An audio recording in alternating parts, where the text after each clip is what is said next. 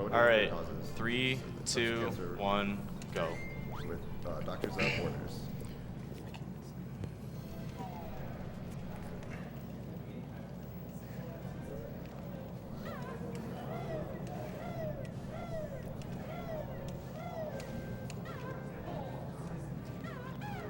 Oh. Whatever. So you're supposed to It's not a skip the huge deal. cutscene. Yeah, if you can jump over the trigger for that cutscene, and it saves about 15 seconds. I'm used to doing it a different way, but it's all right. Now you don't have to worry about it later.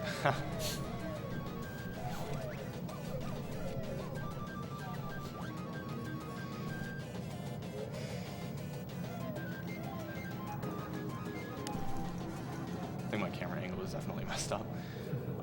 So this is the Klungo 1 fight, and for the Klungo fights, the potions are random, and the fastest one is green to have first. Blue is unfortunately the slowest, but that's all right. It kind of evens out in the end.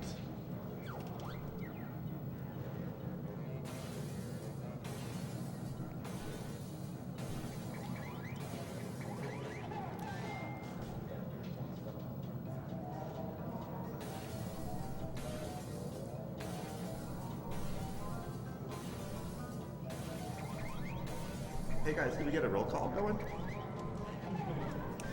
I'm Hyper. I'm Slurking's Pants. Albino Albatross. I'm Stivity Bobo. So there's a strat you can do for this with the blue potion and shoot an egg from farther away and get a push towards the door. But it's pretty risky because the clones can move in random directions. So I don't really want to risk hitting the wrong clone and then having to wait like an extra 20 seconds to wait for him to throw more potions.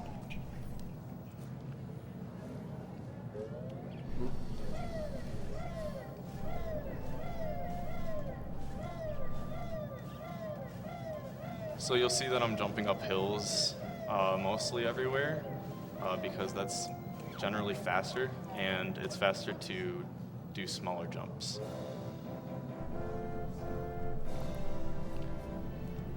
And King Jingling is going to give us our first Jiggy, and we need 70 in any percent to open up the final boss.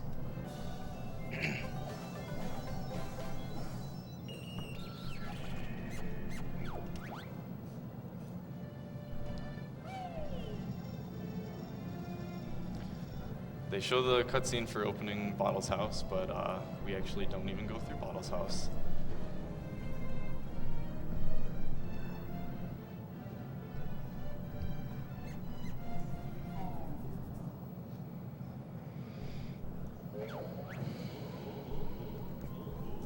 We have a $20 donation from Ryan Flaherty. Here's to staying up for a full week. SGDQ, woo! $100 from Jennifer Cater, Lady Lunar Phoenix. Keep up the great work. Read an article recently saying that Doctors Without Borders has been pushed to its limits due to the needs of the world. Perfect timing for a push to let them know that they are supported. Thank you for your generous donation. $100 from Zach Gamble Jr. So what I did there is the ground pound in midair gives you a little bit of extra height and distance. So it lets you get up to that ledge, which you'd normally need grip grab for. And also, we don't have to watch the little cutscene in Wooded Hollow where King Jiggy Wiggy tells you to go to his temple. It's also a big difference between Tooie and Kazooie. You can't move while you're ground pounding in midair in Kazooie, but you can in this game, and it opens a lot more opportunities to save time.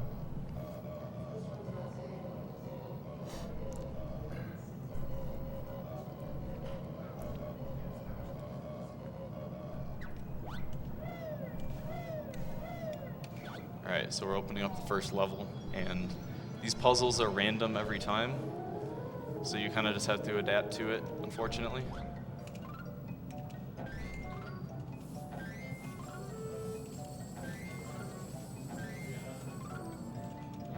a good. 92 is a really good time for that one.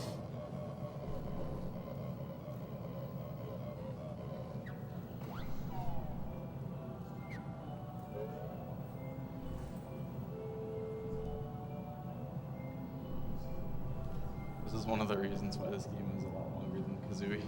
There's a big cutscenes every time you open up a level.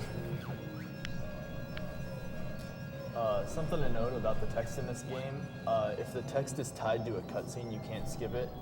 But if it's just a conversation, if you press L, R, and B all at the same time, you can skip the text. It's kind of awkward to do that, so I sometimes actually push the L button into my thigh if I have to move right afterwards, but if not, I just move my hand over.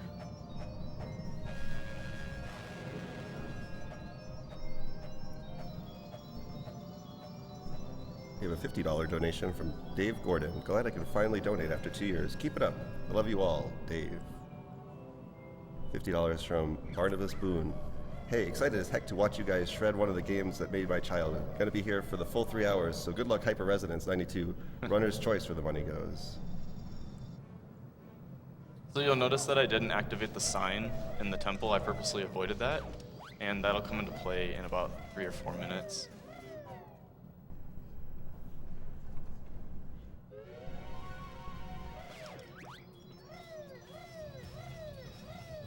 A lot of the awkward camera angles in this game are all about lag reducing. There's a ton of lag that can be happening in this game.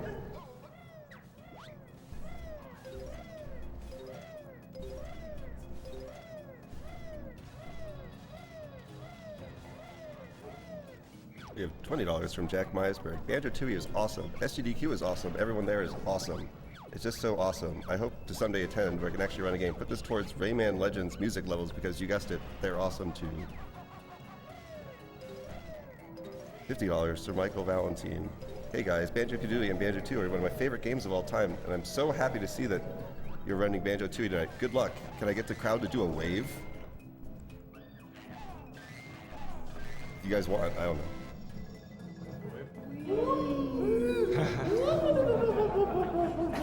You guys are just bad at waving.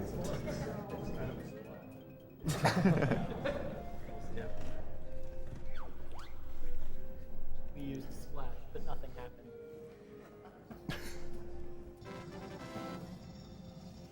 First person aiming is definitely one of the biggest roadblocks to learning this game. You really have to get used to your controller.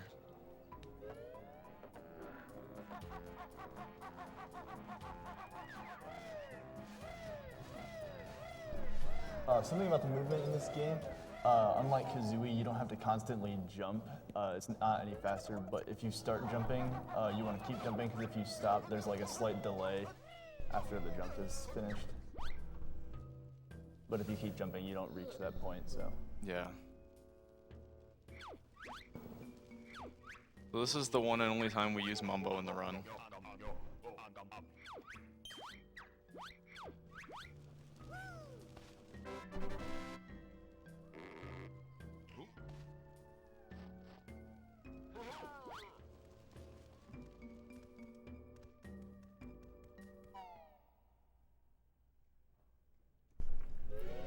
I'm going to activate this warp pad right here, just because if you don't, in the later levels, GameJars is going to tell you about the warp pads every time. So if you activate it there, it doesn't do that in the other levels.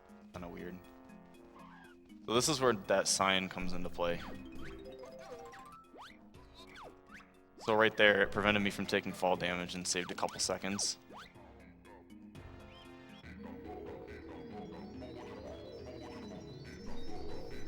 We have $40 from AJ Johnson. Good luck, Brad. All of us in the Banjo family are watching, supporting, and talking about all of the mistakes behind your back. Great job on the cutscene skip and Blue Potion.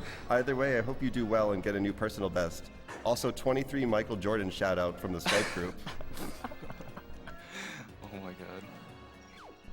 Bet they're talking right now about that first missed jump.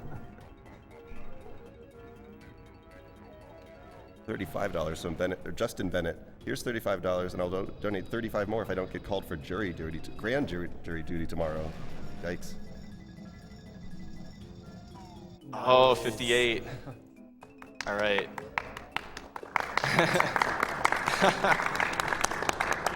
Yellow Jinjo. Yellow.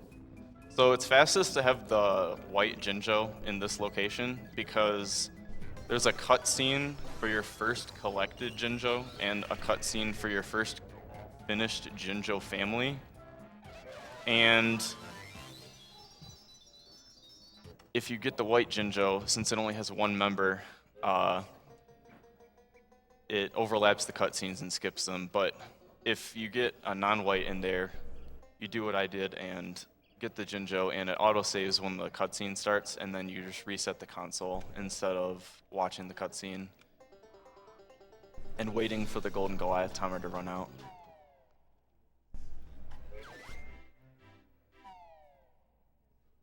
If he had gotten a white Jinjo there, he would have saved and quit after getting the Jiggy. Right.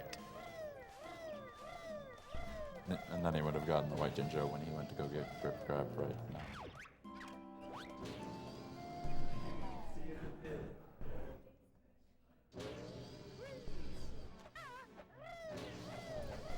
$20 from Daniel Bredfeld.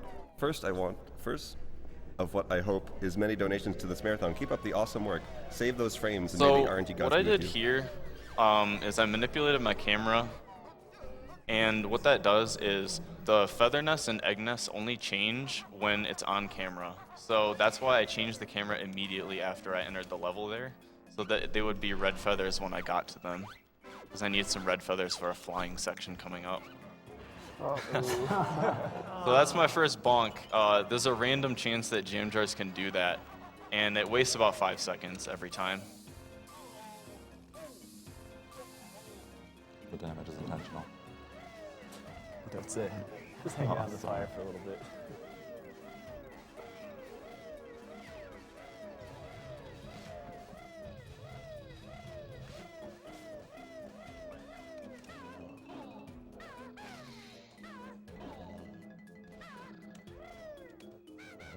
So you don't have to actually slowly walk across that bramble. You can just jump right over it, and then death warping here is faster than running to the entrance of the level.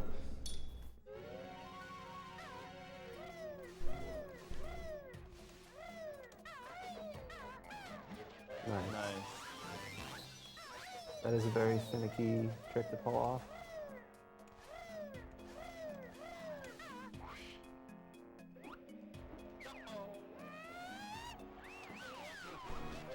I've never had that. I haven't had that in a while. But that's good. That's okay though, because if you need 8 Jiggies by the time you're done with this level in order to open Glitter Gulch and Witcher Road at the same time. So getting a Jinjo family lets me skip having to get the Bovina Jiggy.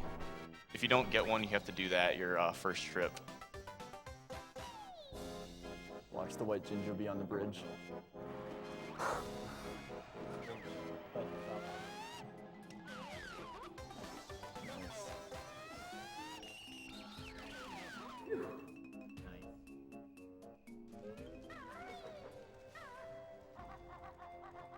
Looks like we have a $20 donation from Alex Johnson, Artillery Jr. Hey, Stiv, I hope you can see this message now that the chat has died down. I wanted to say congrats. It had to happen. I know you can do a little better, but I always want to tip my hat off to you. Through the thick and thin, I will still be here to always support you. I know times are hard, but you can always come back with a good attitude. I wish you the very best on your next runs, and I hope you can even get a better score. Oh, wow. That's okay. I continue to be here and find new strats as always. Great job, Stiff. I'm rooting for you as always. You should be proud. So I didn't want to take damage from that fire the second time. You can stay in Talon Trot on that little torch, and when I moved over, it hit the fire. You can jump all the way over in Talon Trot, and you won't hold it above your head.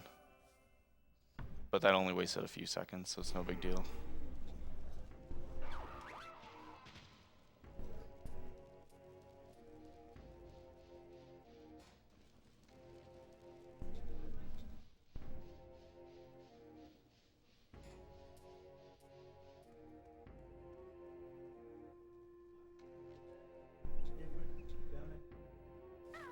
We have a $20 donation from Elizabeth Lizzie Zuriata.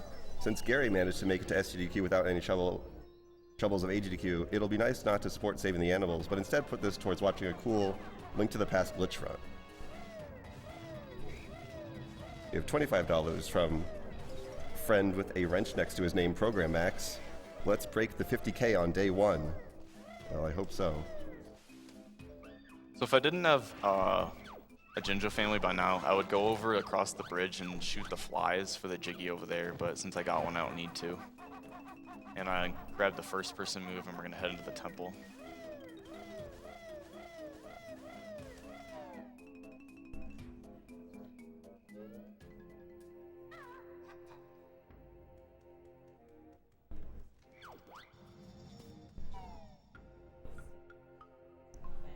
$20 from Adam Savage V. Wallace. Brad, good luck on the run. Be sure to remember that this is any percent and not to forget the fish. One last thing. Where do you live? Oh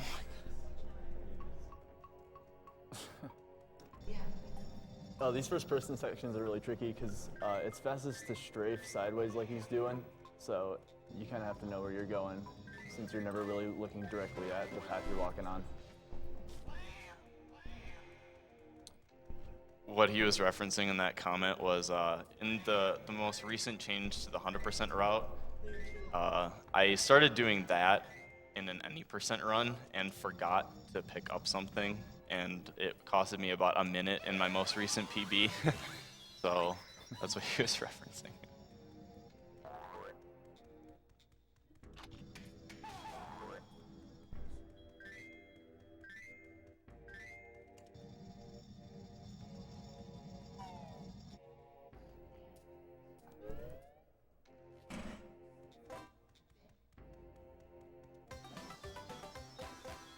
We have $100 from Cameron Kitsith Reed.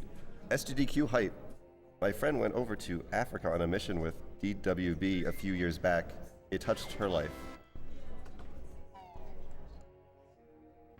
Alright, so we're about to fight our first boss targets in. This is a pretty challenging fight to do very quickly. It's difficult execution.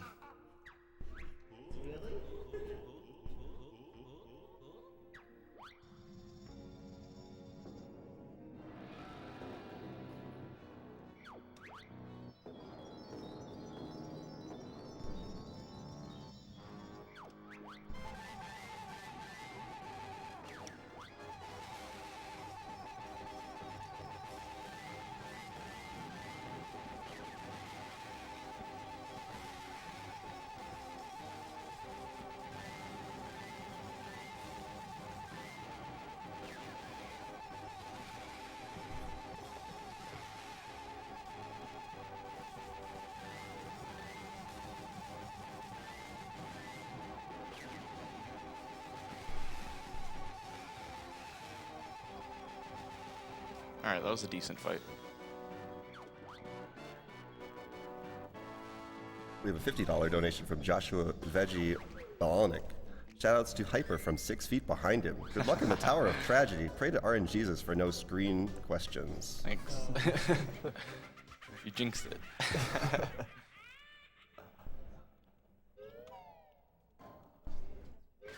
$30 from Kyle Swole Milk Peppered. I have been waiting for Banjo-Tooie since my first GDQ, so now that it's finally here, I can't think of a better time to put my first donation toward the marathon. Thank you. We have $50 from Julian Gray 15 Fell. Here, have this money for a good cause. Also, props to speedrunning games that I never even heard about and still enjoy the runs. Also, shout out to the people learning speedruns so that they could be here with you one day, running for a great cause. Oh god, it's audio. That's static.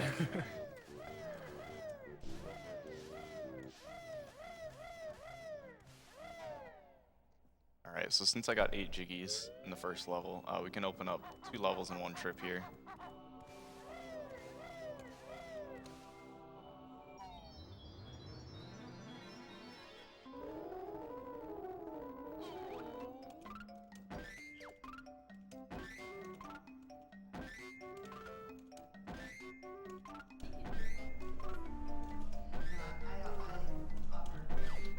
89 is really good for that.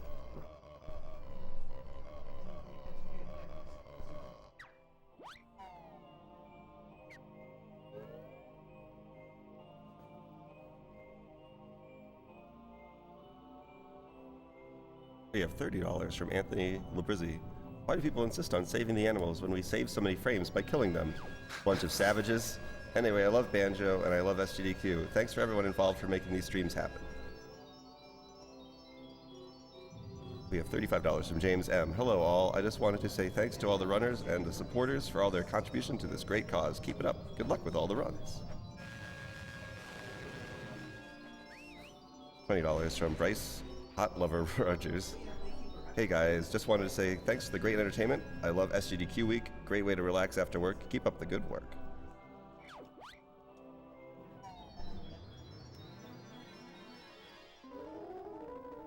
$25 from Timothy Arizona Cat Supplet.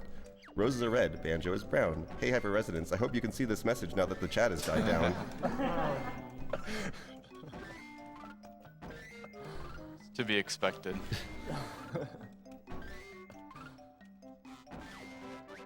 We're getting really good. Pretty good puzzles so far this run.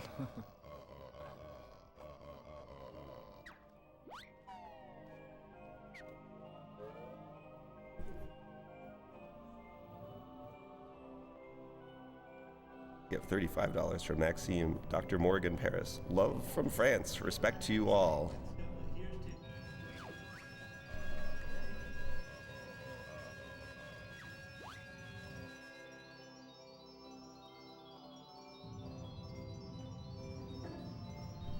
So I have a pretty big announcement. We have hit 50K.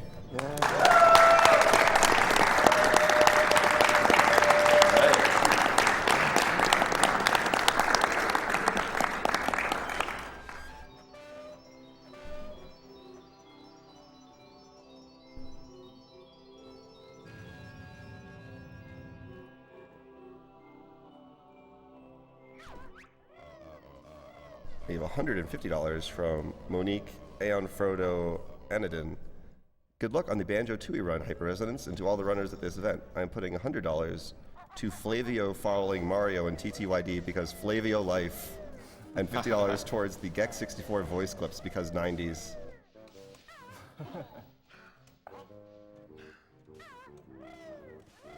We have $35 from Austin Ansith27 Enright. Awesome run so far, and a ton more to go. Good luck to HYPERRESONANCE. Keep this pace of donations going. That sign is a little finicky sometimes.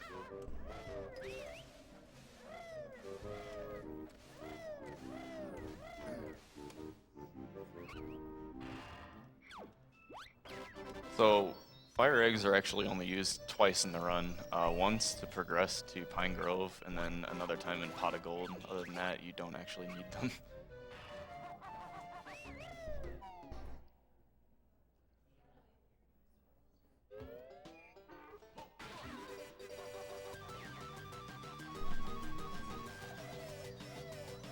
We have $100 from Jarrett K. Hartz Johnson. I am totally loving SGDQ so far. I have had so much fun being here watching great runs and making many new friends, one of which I want to throw this donation to. I want Broken Arthritis Logan to play the Eggman Land stage during the Unleashed run tomorrow. Can't wait to eat up all of that spaghetti.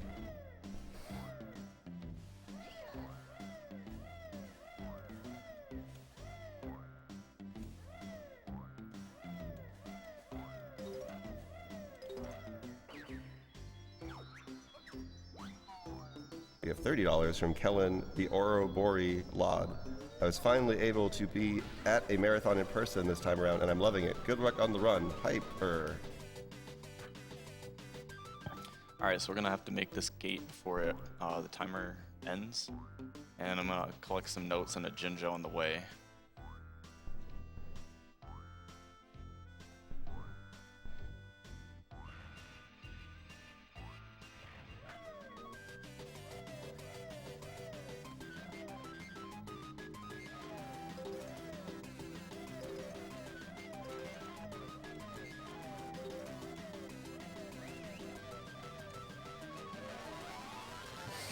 Like static.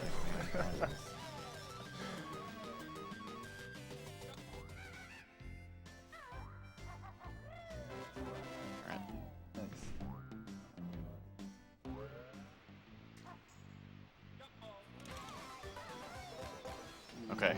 If I would have fallen there, that would have been real bad, but at least I didn't. This is a really laggy area, and a lot of the times the game likes to eat your inputs. But I didn't fall.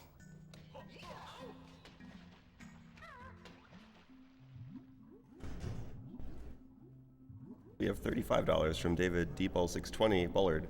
Thanks for showing off all these great games and supporting such a good cause. I've watched previous GDQs, but this is my first time donating. Thanks for countless hours of entertainment. You guys rock. May the RNG gods smile upon you and save the animals. We have $20 from Matthew Azorflame 4 Lenore. Good luck on the run, Hyper. You're a hero always and forever. Also, I'll donate $20, another $20 if the guys on the couch do Mumbo's Ekum Bokum chant during the Golden Goliath part. Oh, too sorry. late for that. Oh. We don't use Mumbo anymore in the run either.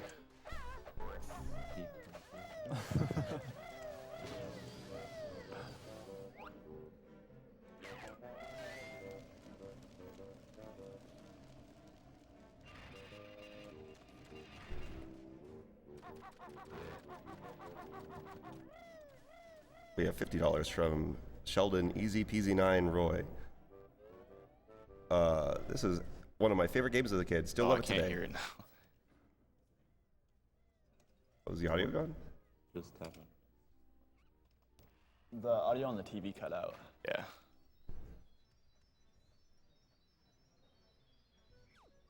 Oh, it's still there. It's just really quiet. Yeah, it's just real quiet.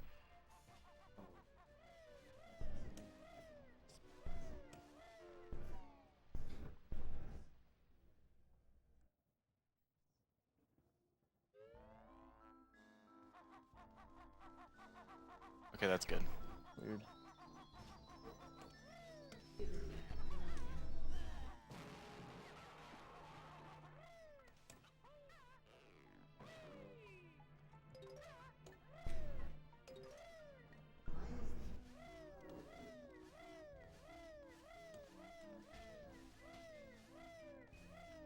Okay, so first thing we're gonna do in Witchy World is go over to Wumba. We need the van to open up the Inferno.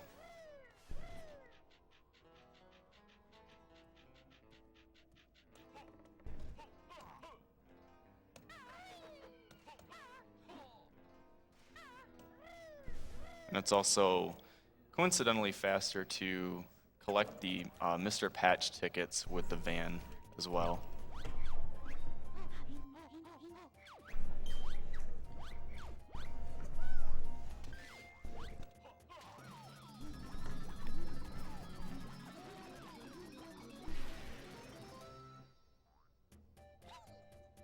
We have $20 from Gregory, a kitty cat brewer. Hey everyone, this is my second time donating to HGDQ. Well, it's SGDQ, but anyway. I am loving watching the runner do in 3 hours what has been taking Michael Jones ages to do. I'd like my donation choice to go to anyone in the room, runner, couch, audience. I'm not that picky. Keep up the good work, guys.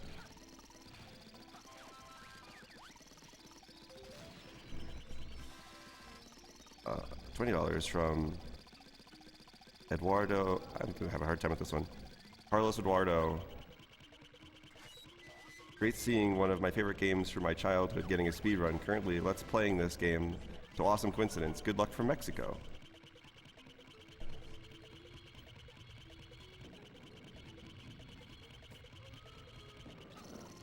$5 from Hunter Davidson. Good luck on the run, Hyper. You may have missed a cutscene skip, but at least you don't have to play kickball. Oh my gosh.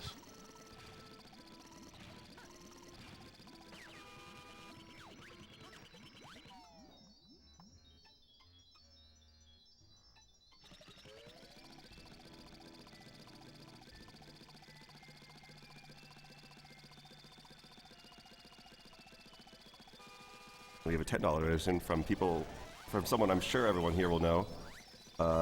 Hey guys, Kazooie Girl here. Good luck, Hyper, kick cancer, and Grunty's butt. Why hey! Close.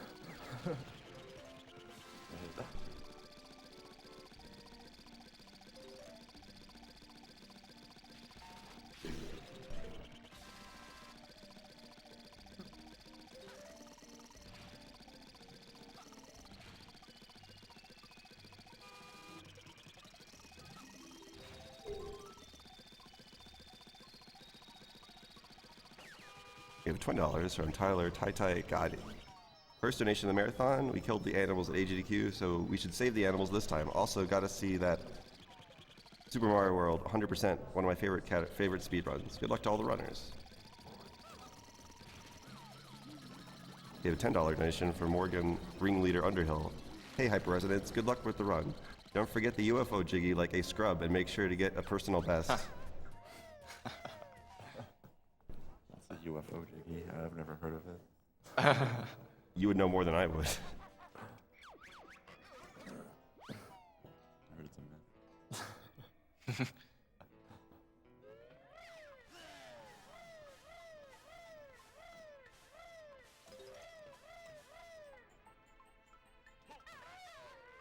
Okay. Kind of- That's what I was trying to do.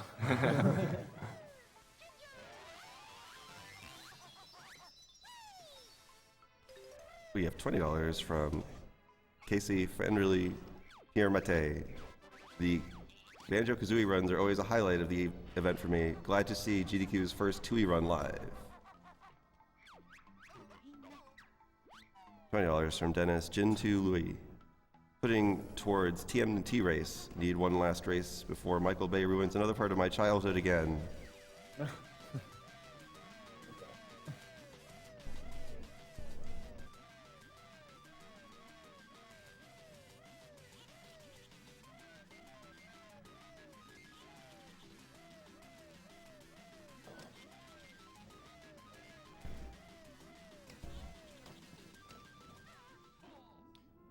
So normally you need the shock spring pad to get up there, but you can actually just flip flap onto that little ramp.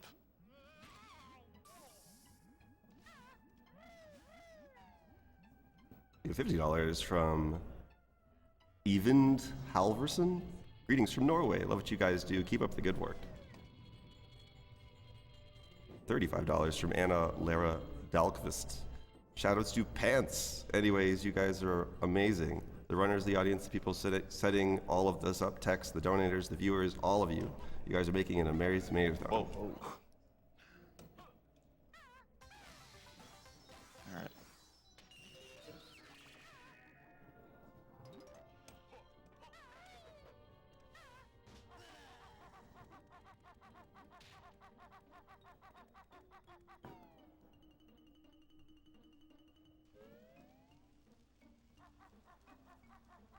We have $5 donation from Daniel Stoic Adamski.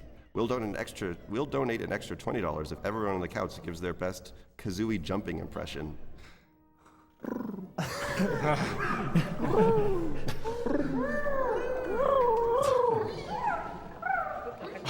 God. Oh my gosh. So that jump I did in that little cave there over the teeth was a little risky. If you get hit and knocked into the void, you have to come back. So it was risky, but I got it.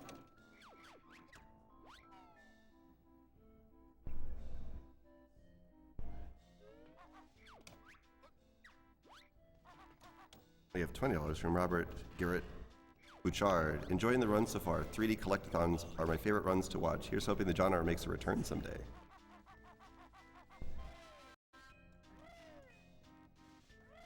$20 from Edward Jim Freak Yee.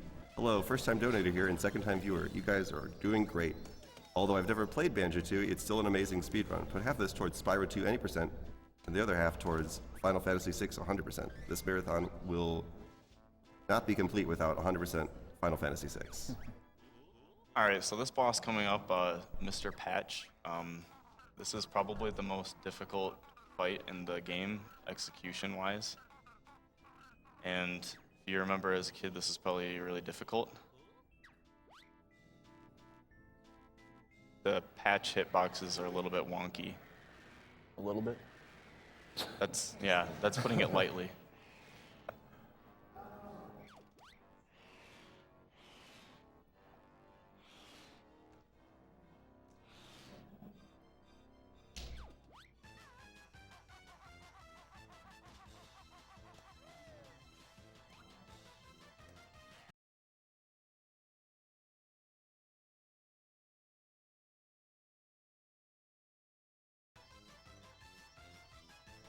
We have $40 from Jeff Corey. I always love Banjo-Tooie, and it's great to see all these runners and streamers united in their love for the game and the support for Doctors Without Borders, putting $20 towards La Mulana and $20 for the runner's choice to kill or save the animals. I'll wait for you to be done with the... Alright then. Decided not to hit that one. I did mention one thing about this fight. Holding the R button makes the camera move a little faster. See what I'm talking about? I'm gonna have to go around for another pass.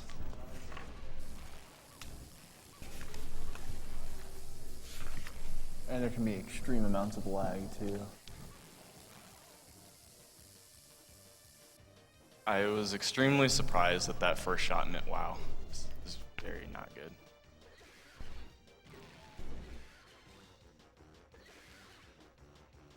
Please turn around. Yeah. Yikes. All because those hitboxes are just crazy.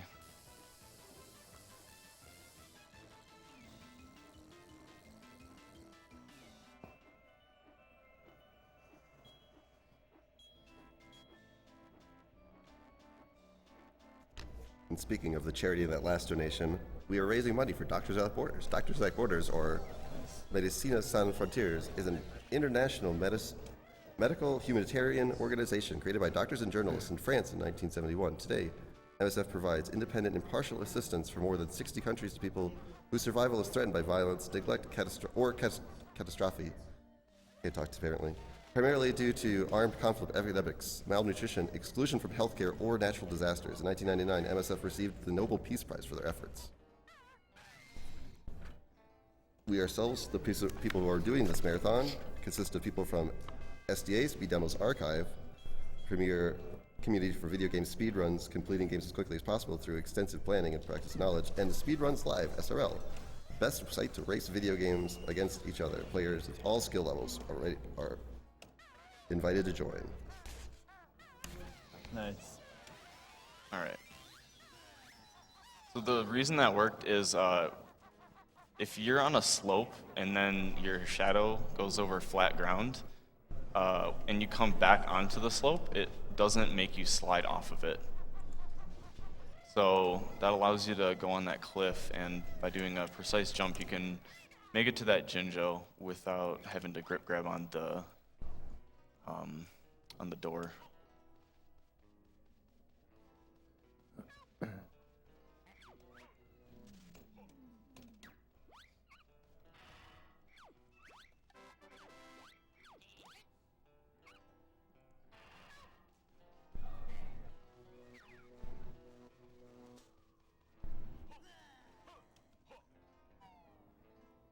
So what I did there, it's like a double jump, and if you pack whack in the air, you can jump out of it as Banjo. So you can get a double jump and skip some puzzles that you normally would have to use another way to get around.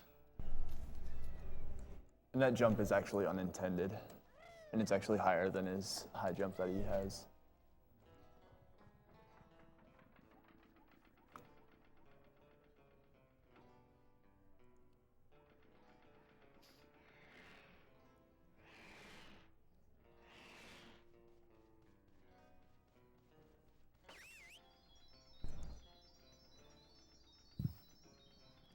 We have $20 from Daniel Stoic Adamski. I'm a man of my word. Put it towards the runner's choice. That was from the Zooey Sounds.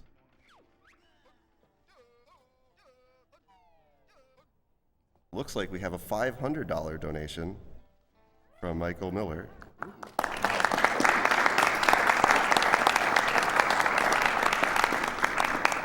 Hello, everyone. Greatly looking forward to this week of games. Banjo-Tooie is one of my all-time favorites. Good luck to all runners, and thanks for everyone for putting this toward a great cause. P.S. Save the animals.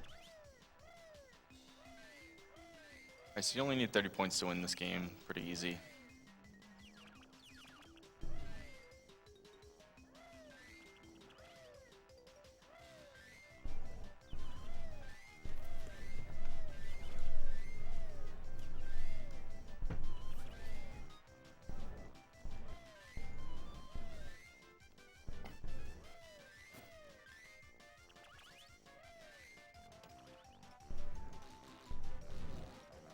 So this mini game gives you infinite eggs, and when you poop them out, they don't actually decrease from your inventory. So when you collect them again, it just gives them back to you. So you can collect as many blue eggs as you want here.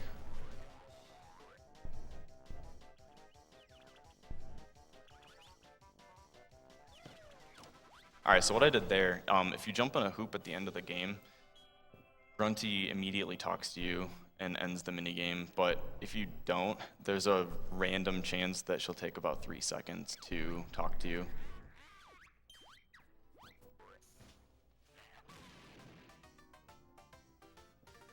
Again, making use of death warping.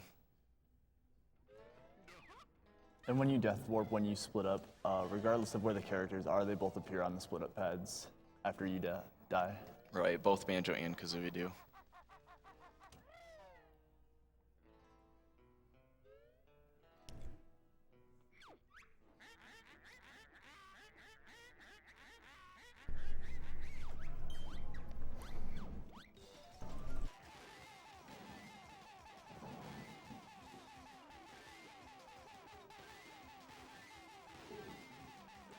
You need 50 points to win this game.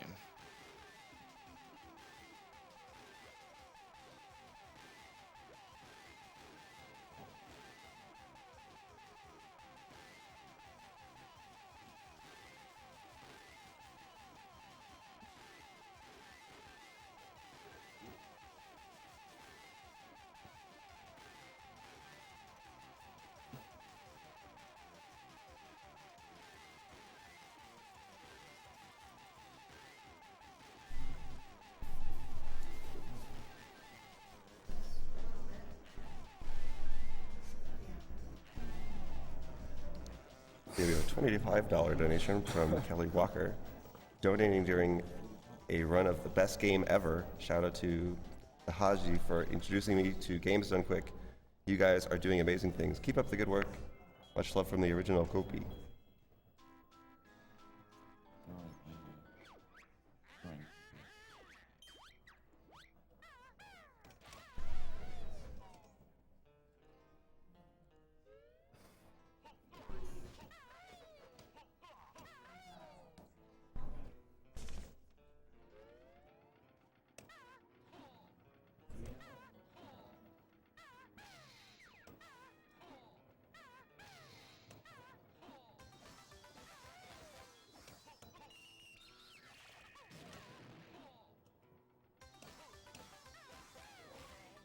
Nice. And that's it for Witchy Worlds. Yep. Witchy World's done in one trip.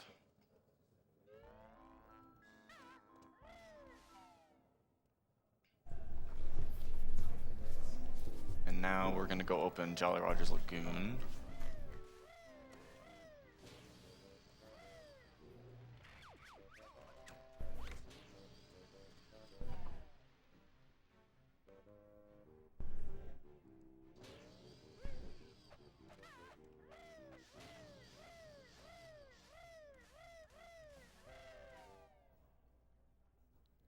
We have a $20 donation from Samuel Sexy Beast Spencer.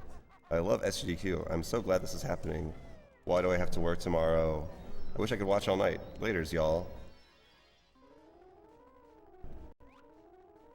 We have $25 from Beverly Bev Rain. Hey Brad, good luck to you and everyone this week. I'm watching you right now. Have a blast. Bev Rain.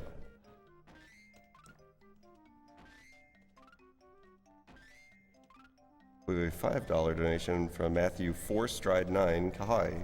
Or Stride.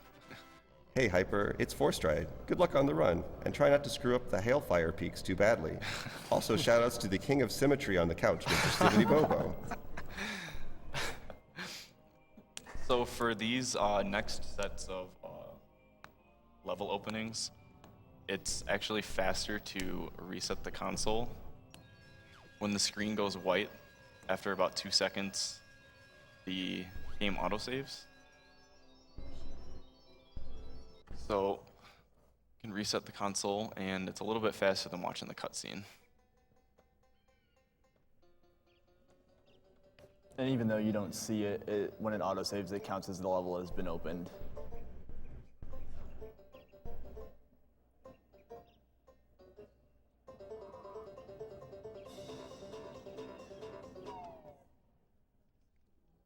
$20 donation from Rebecca Kazooie Phoenix. Brad, congrats on getting to SGDQ. Kick butt in Tooie, and let's all kick cancer's butt. Much love to everyone there, and good luck to the rest of the runners. Just a reminder, we are actually raising money for Doctors Without Borders. So I approve the enthusiasm, but let's let everyone in the chat know as well. Now he's going to get the fish, which gives him more bubbles and faster swim speed for Jolly Roger's Lagoon. If he hadn't missed the cutscene skip, he would have had to jump over the trigger again. Otherwise, it would have started it. Yeah, the cutscene skip saves 11 seconds, so it's not the biggest deal, but I mean, I would reset over that because it's right at the start of the run. That's some of the only text not tied to a cutscene that you can't skip.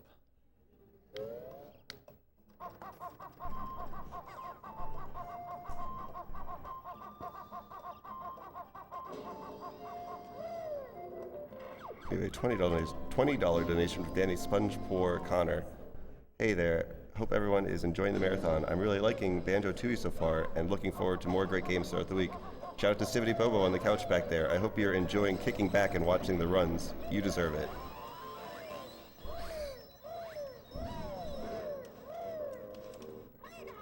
$20 from Dylan Goonsey Metters. Hey, thought that I would finally watch SGDQ live and donate, so here, $20 for the Gianna Sisters bonus level and Guacamelee good ending. Any of those, it's either spots or just buttons that have the little sparkles over them. If you're standing in them, you can swap between characters. Yeah, they're called split up clouds. Sparkles will do. Sparkles. And you can also switch between characters at the split up pads, obviously.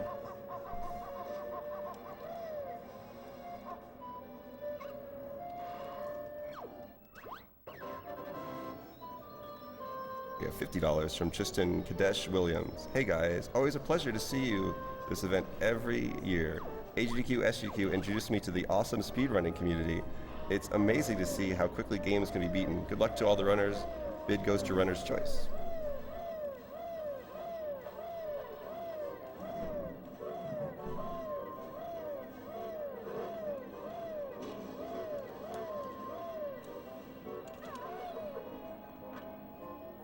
I'm not going to try and say his first name again, but we have $10 from Mr. Halverson. Just had to donate one more time for the amazing way you tried to pronounce my name.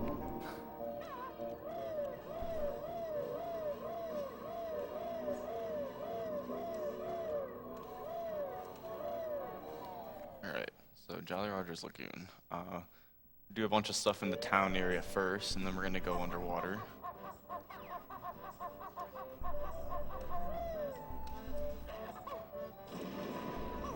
Wasn't sure if that was gonna hit.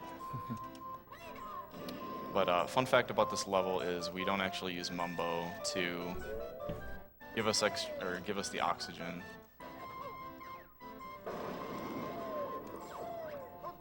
Yeah, normally when you use Mumbo in this level, he uses the spell Sunlight, and it grants infinite air, since most of the level is underwater, but you obviously skip him in the speedrun. So sometimes you cut it pretty close with air.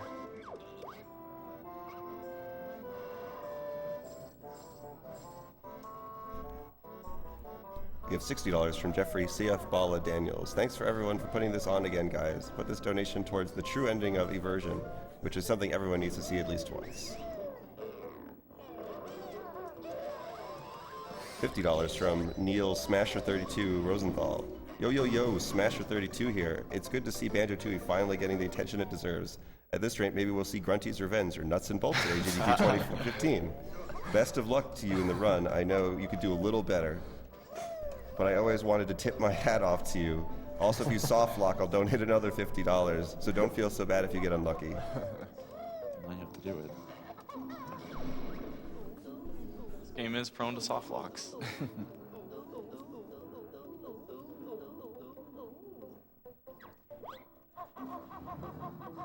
Normally, when you play the game, you're supposed to pay Jolly 2 doubloons to open this door, but as you can see, you can just blow the door open with the grenade eggs.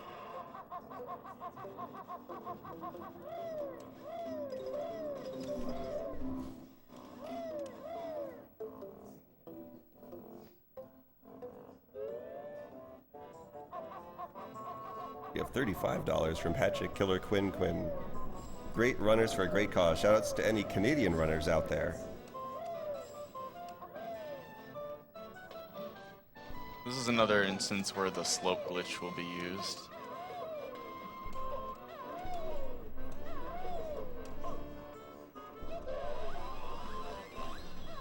Normally for that Jinjo, you're supposed to pay Blubber in the shop where you got the Jinjo.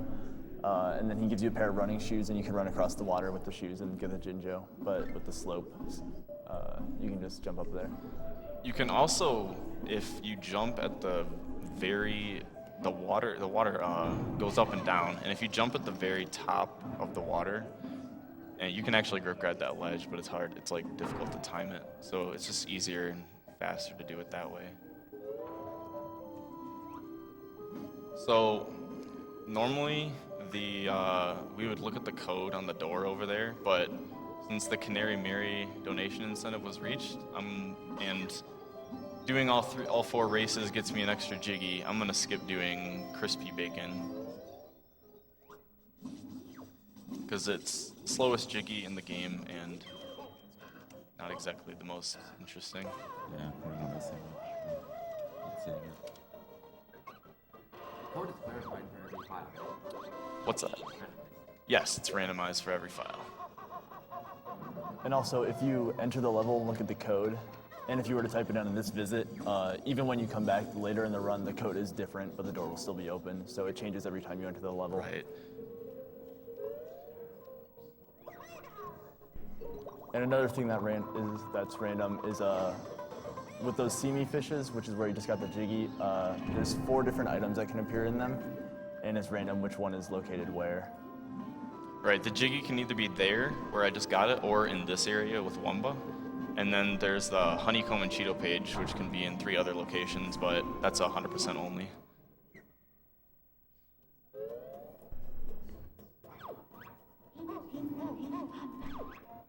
We have $20 from Troy Tokyo Clefant Stoneberg. Hey guys, first time donator, long time watcher of archived runs. Please put my money towards Eggman Land in Sonic Unleashed, and good luck on your runs.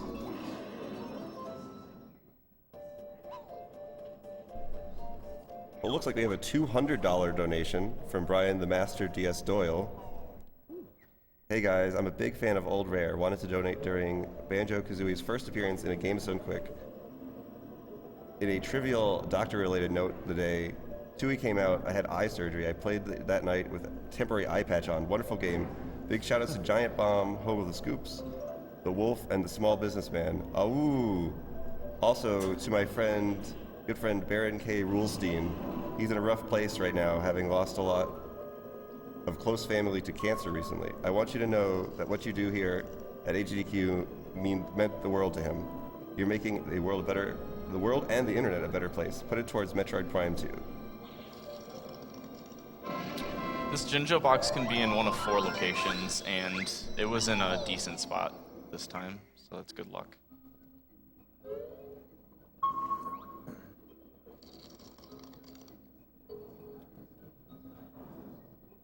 And the locker in this room is also random.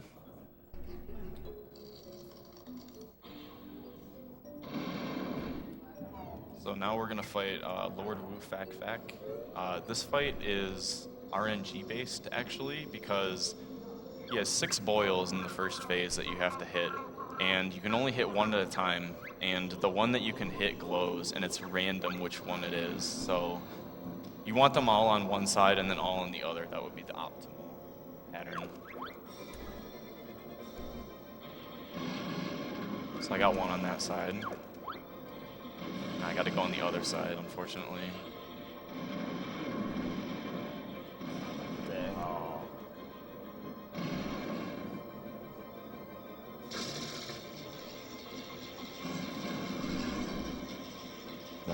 This is really bad luck. Dang. Can't do worry, anything Hyper. about it though.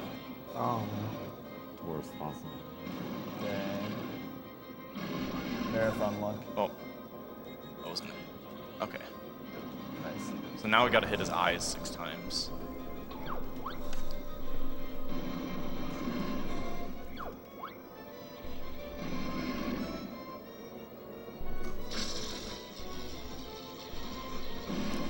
And right there, he has a little bit of God frames in between every shot that he does.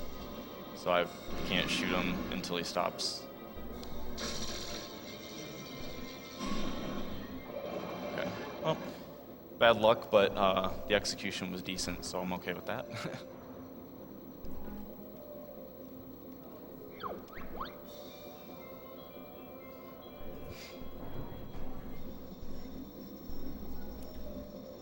We have $40 from Scott Gajiski.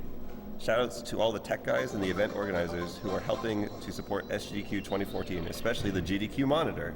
Please place this donation incentive towards a new Yoshi name for Paper Mario TTYD, GDQmon. Best I can come up with the 8-character limitation.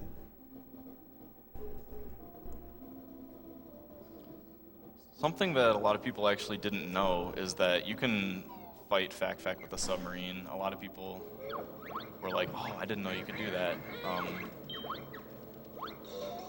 And it's just a lot easier and faster to do it that way because you have infinite torpedoes, and the hitboxes on the boils are kind of finicky with grenade eggs. Makes it a lot easier to do it with the submarine.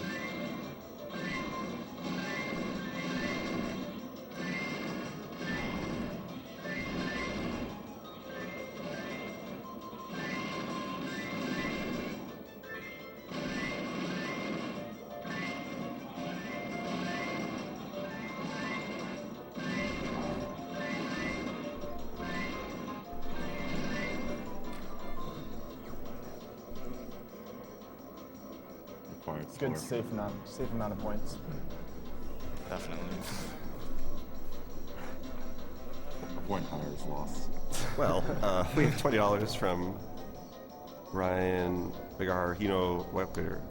Hey, Banjo-Kazooie and Banjo-Tooie are my 2 favorite N64 games in addition to the Ocarina of Time, so I had to donate. I had to get on this Japanese console. Excited to see the rest of this run and the rest of all this runs in the week. Good luck.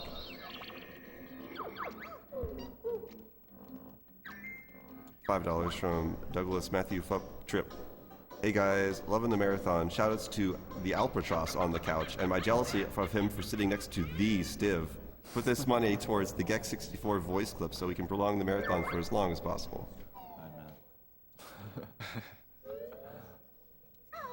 Yeah, so there was a lot faster to save and quit as opposed to going and changing back from the submarine.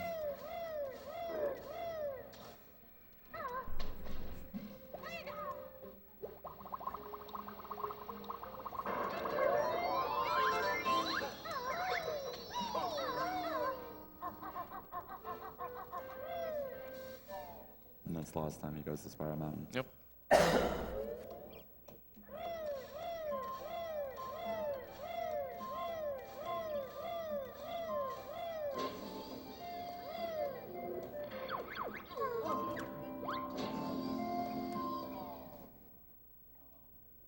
We have $50 from Matt, Garage Door Opener Kadoran. Hey Hyper, Garage Door Opener here. Good luck on the rest of the run. Thanks for teaching me almost everything I know about speedrunning Banjo-Tooie and dropping tips on me now and again. Also thanks to Albino Albatross for being the first Banjo-Tooie stream I lurked in, which got me more into running the game, and Stiff for having the best page on Franker Q. Good luck with the Canary Man if donation was reached, and no soft locks please. I'd like to put this money towards naming the rival Pokemon Start 9. Yep, the Canary Mary incentive was reached. So I'll be doing all 4 races. We have $20 from Dallin Moss. Shoutouts to my boy Jackson. He's the guy in the purple shirt. Love you, brah.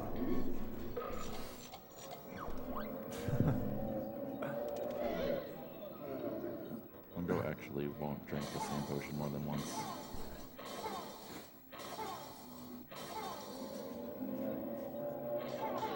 We have $20 from Andrew, my worst fear Kerner.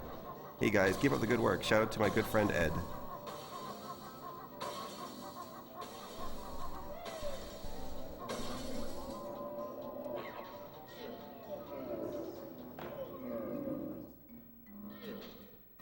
The reason he ran over to get to the gate right there is because when the cutscene plays where Kungo's walking away, he can actually push Banjo more towards the exit.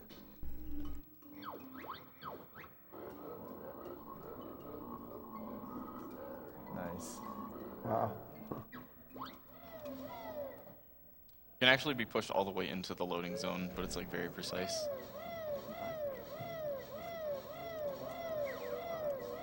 All right, so clockwork eggs. Basically, this is the item that breaks the game. And the developers didn't really think this item through very well because it has the ability to pick up items, which is intended, but it cheeses a lot of the puzzles.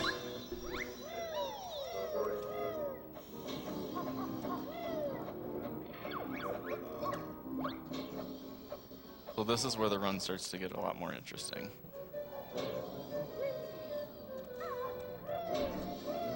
Also, when he's jumping up ledges, you might notice that he's beak busting instead of grip grabbing. It's because it's slightly faster to do that.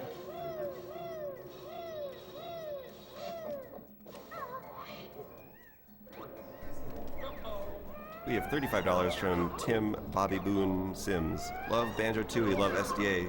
Love you all. Thanks for putting this on. Put this donation towards Metroid Prime 2 and a good ending for Guacamelee. We have $20 from Faye Articula Doherty. Hey guys, longtime watcher of HGDQ and SGDQ. Been looking forward for this for months. Many thanks for choosing to run Banjo-Tooie. I've been waiting for this one, my guilty pleasure. Is it possible to bid for showing us all Dragon Kazooie? If not, please put this towards the runner's choice. Good luck and much love to you all doing a fantastic job.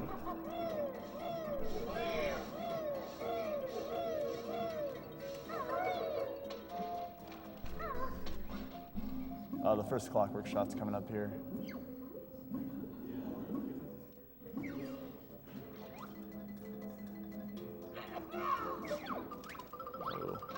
Fired a little bit too low. There we go. Normally you'd have to go underground and knock the jiggy down the pillars and watch a long cutscene every time, but clockworks.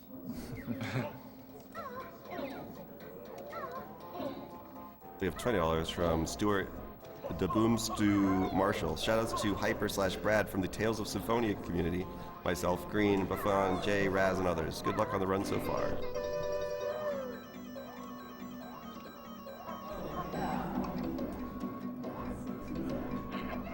$35 from Justin JJJ Justice Den Hartog. This is the first GDQ I get to watch live. Thank you to everyone that helps out to put this event together for a great cause. Good luck to all runners, and may the PBs be with you. This is going towards the Gex 64 voice clips. It wouldn't be Gex without them, and boy do I agree with that one personally.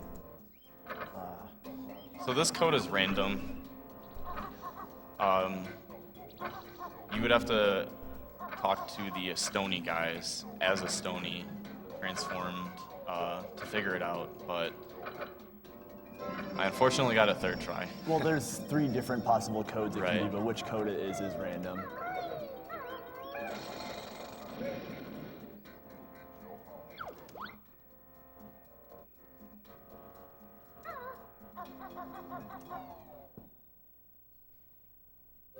$50 from Adam Pants Southerby. Hey Hyper, I always love the Banjo-Tooie runs, and it's great to see it at SGDQ. Good luck on the rest of the run. Wahey. Thank you.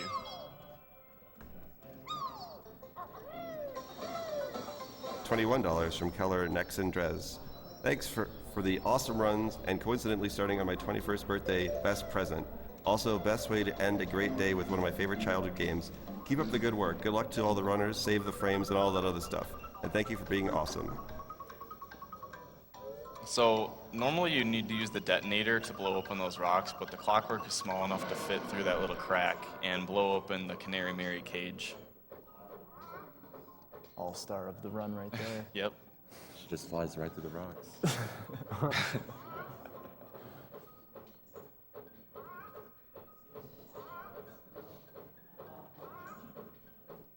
$20 from MC Augustkins.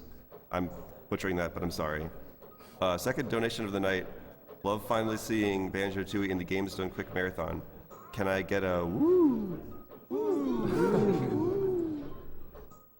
That was weak. Why? Why, hey. Way. We have $20 from our own Cyberbot X. I'll probably be going to bed soon since sadly I have to work in the morning, but good luck to everyone for the overnight runs. Love to see some any percent Spyro too.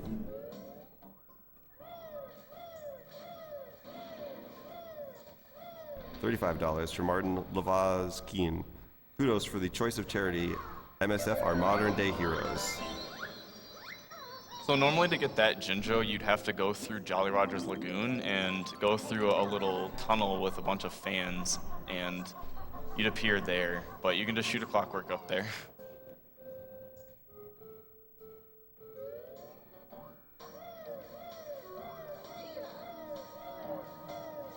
We have $50 from Kim Henderson.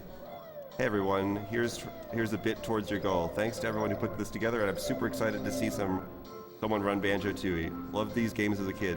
The runner can put this towards whatever he wants. Love it too. Much love to all. What? It didn't collect the Jiggy? Oh my god. There we go. Alright. Well, now I'm low on clockwork, so I'm not gonna shoot one in here. It's about 2 seconds faster to shoot one in this room, but I'm not gonna do that. I'm gonna pick one up on the way to ordnance storage.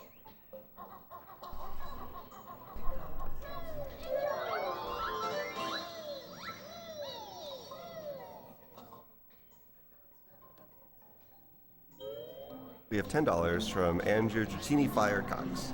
Shout out to the Fire Emblem 6-7 hard mode speedrunners and VG Bootcamp. $20 from Max Rowe. I've been waiting for this week for the past year. I've watched just about every archive of every previous marathon, and because of such, I've tried my hands at Saints Row 4 speedrun. I've got a route with no save warp, no out of bounds, low percent, good ending of course, in about 5 hours and 30 minutes. I've never gotten around to recording the run or saving my times, but because of you guys, I actually got up, sat down and did something. I hope to be there on the couch next time, simply watching or perhaps doing a run of my own. Keep up the good work. And here's to getting 2 million this week. Come on, let's do it. Those are high goals. $100 from Flick Kelly Belenki. Thank you guys for all the money you raise for such a great cause, and also showing my fiance how much watching a speedrun can be. Keep up the good work. The move he just learned right before entering here is that beak bayonet, how he's destroying the dynamites. Because if you were to shoot them with any eggs, they blow up and then you lose the mini game. I remember as a kid it was really hard for me to find all these, so knowing the route for this is kind of nice. It's also faster to take damage along the way, and then Death Warp at the end.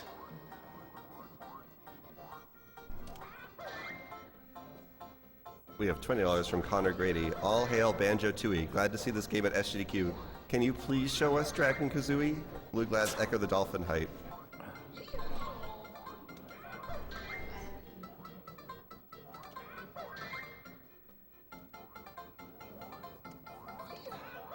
Another $25 from Kelly Walker. This little donation is being made for Jolly. He would also like these monies to help save the animals. More love from the original Kopi.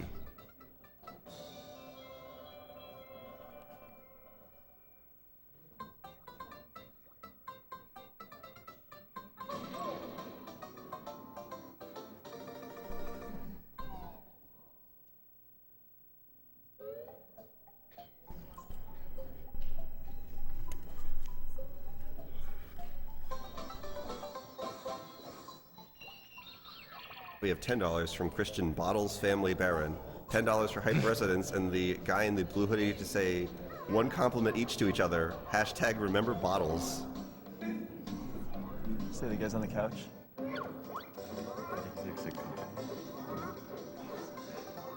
I couldn't hear him. So for this first Canary Mary race, you don't really need to mash very fast. Just mashing the A button. The final 2 races in Cloud Cuckoo Land are significantly harder. And I'm not going to reveal my strategy until then.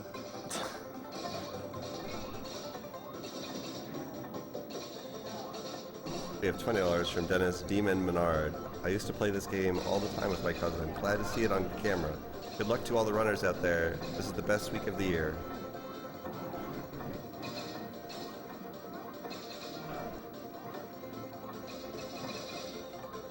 We have $5 from Eric, King of Eds LeClaire. Hey guys, King of Eds here. Not sure if my previous donation of $20 has gone through, but here's another $5. Looking forward to some sweet games. Pokemon Gold is better than Pokemon Red.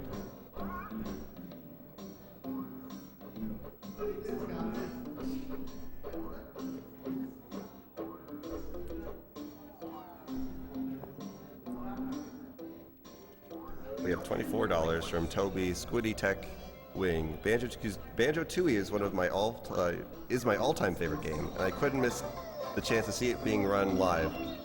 So I have to ask, any word on stop and swap %? Since you guys donated, we're going to be doing all 4 races.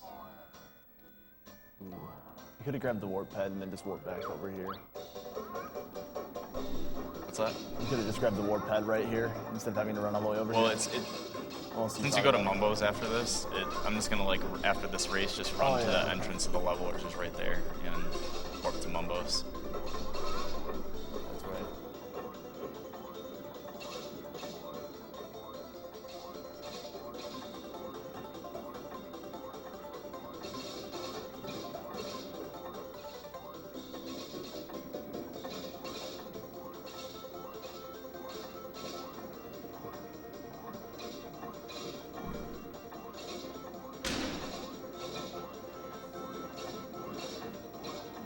The reason you don't normally do this in the route is because for the second race you only get a Cheeto page, which you don't need to collect any for any %.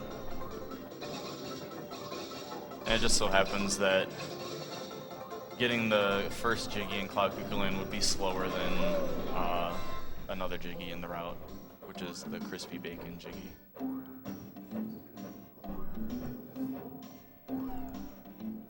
We have $20 from Ryan Arth. Ah, sleep deprivation. I've missed you. Seriously though, these are my favorite events of the year, and I can't thank you all enough for such a great time and support of a great cause. Oh, and save the animals. That's what Samus would do.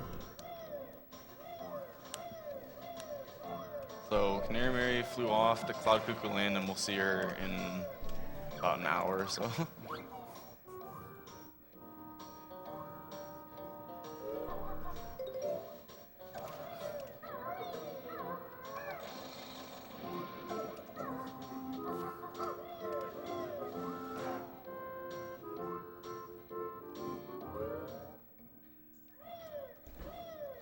$10 from Tayson Cross-Tied Timothy. Love to see more Banjo. Shoutouts to C9 Mango for winning NLG 2104 Smash Bros. Melee. And here's $10 to add Mango as the Yoshi name for 1,000 Year Door. So there's a little gap in those bars there, and you can just shoot a clockwork right through and completely skip having to use the detonator. There's a little gap in a lot of things. And you can't just shoot through the bars, they're actually blocked, but if you stand in just the right spot, which is how you have to do all the other clockwork shots too, you can find this tiny gap that the clockworks go right through, which is why they're so broken. So right there, I mashed R to switch through my eggs, and for some reason that creates a little bit of lag, which skips the death music. So that saves about 5 seconds when I do that.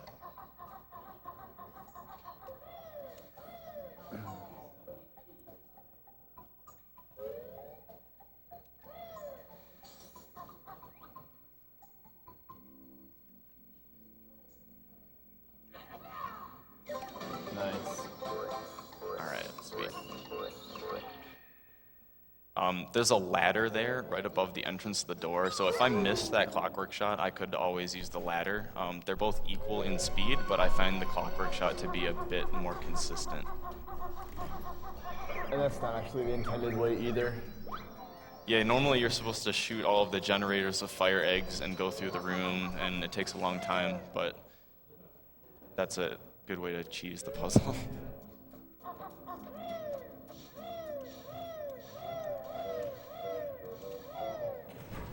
We have $20 from Kyle McGrath. Just want to say thank you all thank you for all the guys you have done to raise money for such a great cause. Put this $20 to whatever the donation reader wants.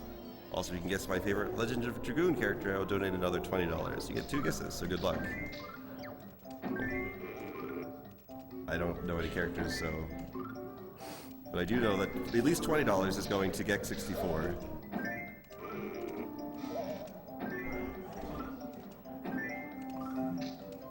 We have $25 from Nathan Zermaz. I just want to say that I'm pretty sure the guy in the purple shirt is Spike Vegeta's evil twin.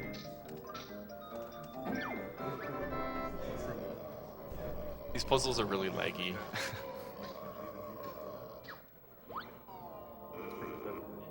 And the game is routed so that right here we can open Pterodactyl Land and Grunny Industries at the same time.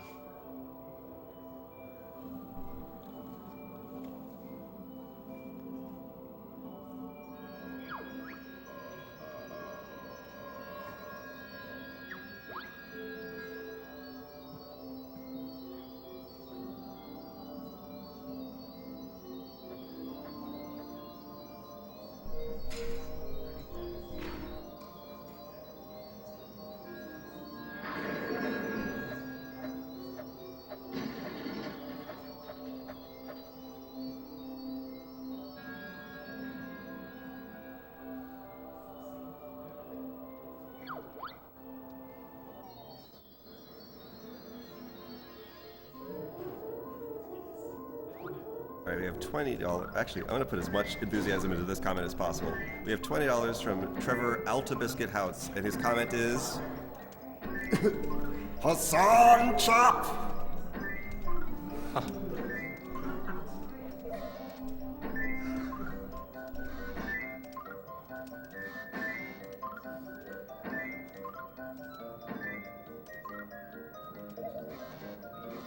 $20 from Darcy Bardic Cannon. Love what you guys are doing. Been watching HGDQ 2014, or been watching since HGDQ 2014. Keep up the good work. Here's to killing the animals.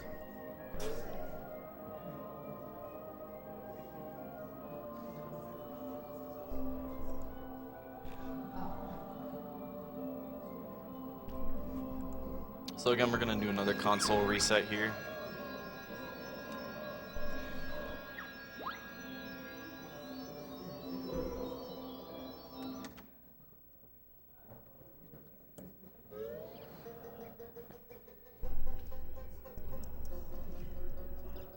I made sure to wait a little extra time just to make sure that the level stays open.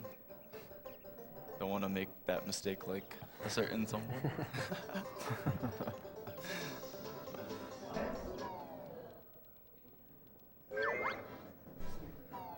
We have $50 from James Dykes. Here's to another awesome GDQ and helping out a great organization like Doctors Without Borders.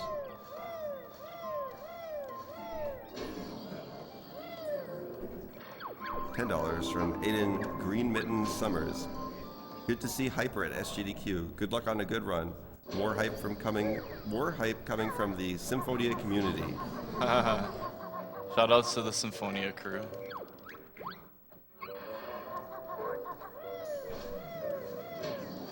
$20 from William Elwood McLeod. Hey guys, love this SGDQ. This is my third one donating. Much love to all the runners. This is a great cause. Let's break the old donation record.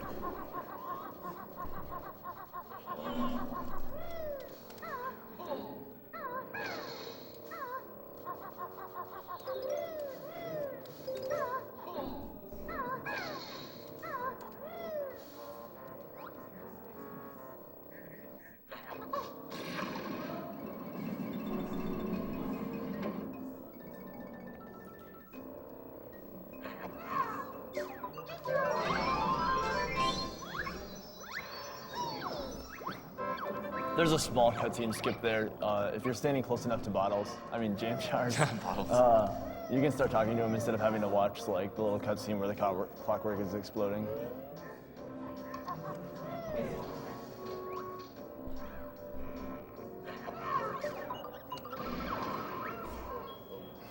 We have $5 from Alexis Lex8 Whitaker. The cute guy in the purple with the poofy hair is my husband. Hi, baby. Love you. Also kill the animals. I'll go here with the pair.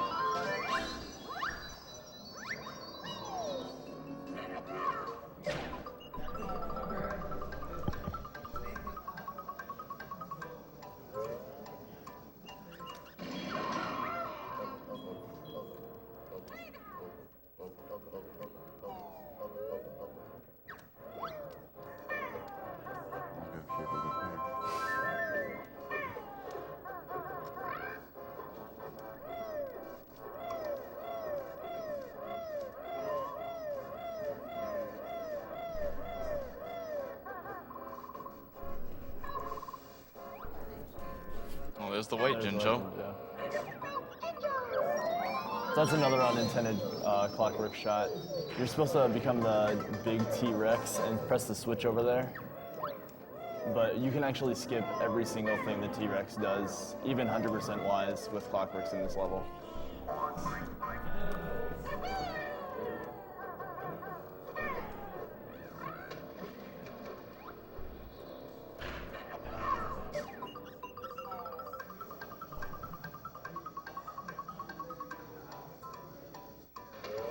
Oh, so that little splash sound right there means that Kazooie sunk to the bottom of the pool. We still haven't figured out why that happens, but it wastes a little bit of time.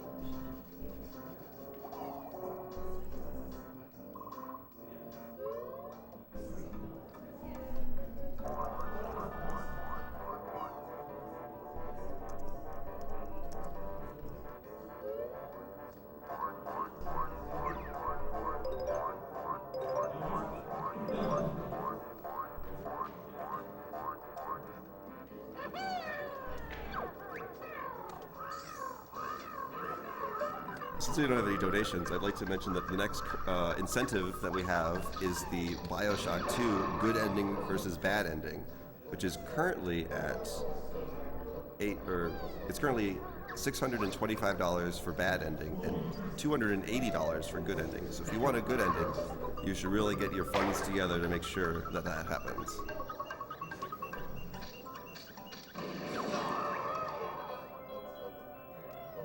For those who haven't played the game, you can only hit the Rocket Nut dudes from behind them with the clockworks. In that little tunnel, if you're too far to the left, he's just gonna like turn around and laugh at you, and then it wastes a bunch of time.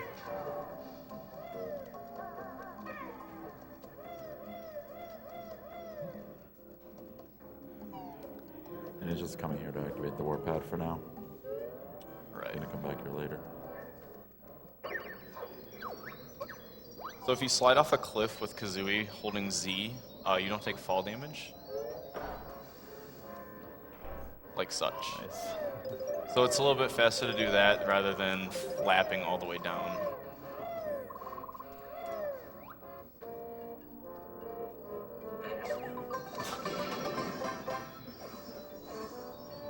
So right there, that gate, what you're normally supposed to do is grab the small T-Rex and roar in a certain pattern, but there's a gap and you can just shoot a clockwork right through.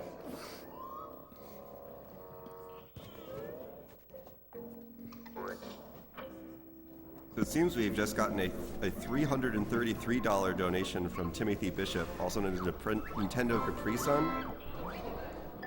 No enthusiasm from the crowd, I take it.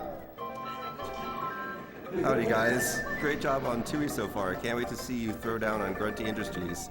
Take care and keep the faith.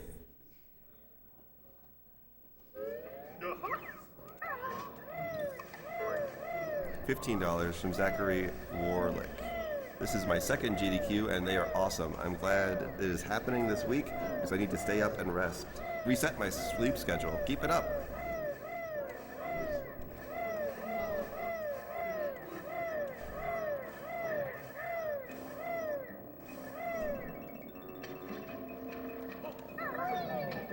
Alright, so we got to go in here to learn Taxi Pack.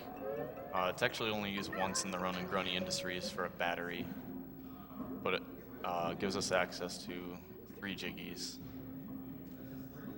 So it's pretty important.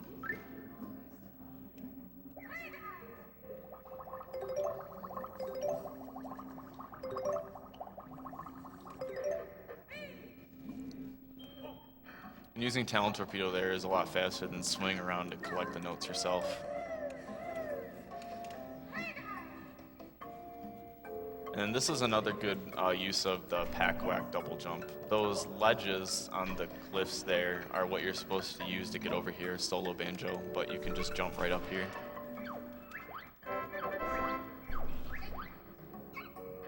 Oh, it's 2 bonks. Bonk counter.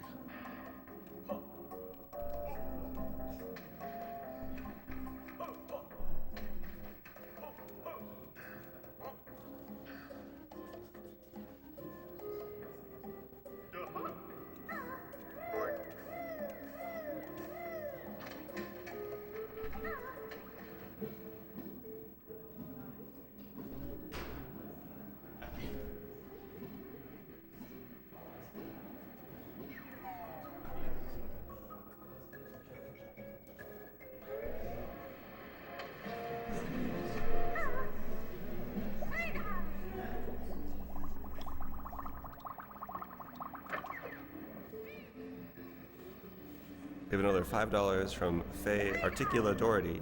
Hey again, thanks for pronouncing my name right. Explanation for agreeing to go through. I can't We see. lost video. We lost video. Oh, Okay, And again. it's out again.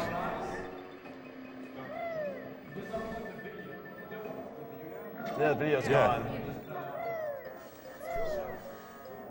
Left, back. Look over there. notice.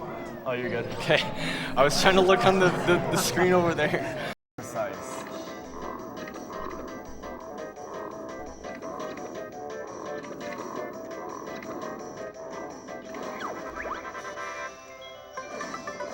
$20 from Michael. Got it. Nice. So that saves about 5 seconds, but it's a 3-frame window to get that pause before he asks you if you want to play the mini game again.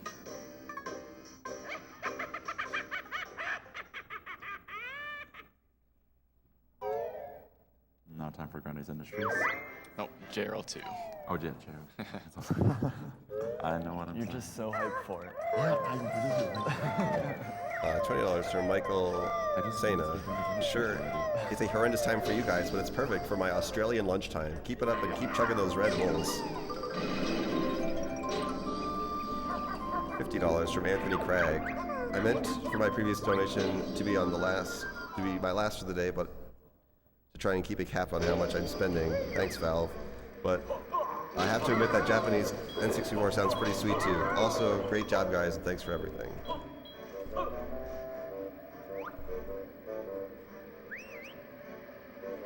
$35 from Maxwell Dr. Hobo Green. Nothing else matters. The train has to be suplexed. Perfect. I want that clock. Normally you're supposed to run across that bridge after you learn the wadding boots and run up the mountain. Clock climber.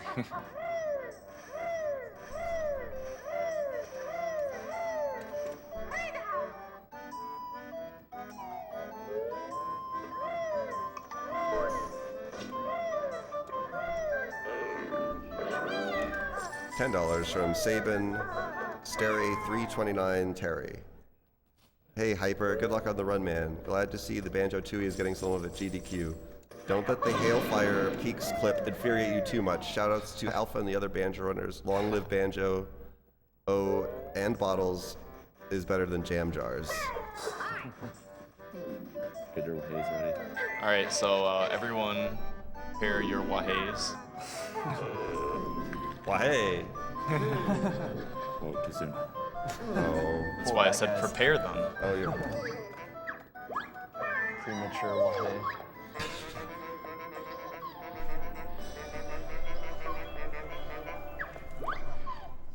Wahey!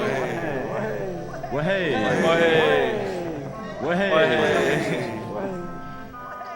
Way! Way!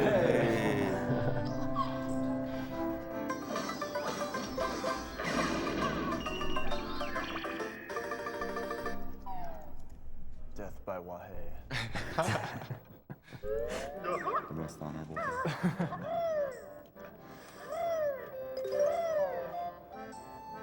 $20 from Steve Koselik Troop. Hey, Hyper, more Team Symphonia love. The best thing about this game, no Sheena. Good luck, man, you're killing it.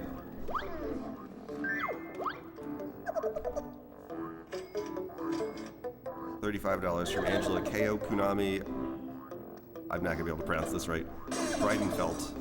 First time donating it and my first live SGDQ. I definitely plan on camping out at my computer this week now, watching some of my childhood and even games I've never heard about before. Getting utterly destroyed wows me every time.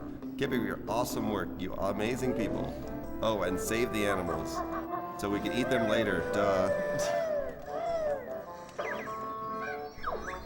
Something you may have noticed there is I feather flapped, and that caused me to get out of talent trot, and that can happen in this game when you're in the air, but in Banjo-Kazooie you can only do that when you're about to take fall damage. So that's why you have to be really careful when you're jumping down hills in this game. When you jump down hills, you slide a little bit, and when you're sliding, you're in the air, and then you can feather flap out, and it loses you a second or two. And these little seaweed enemies, or seaweeds, are random which ones are animated and which ones are not. And you have to be careful around them, because they can knock you off.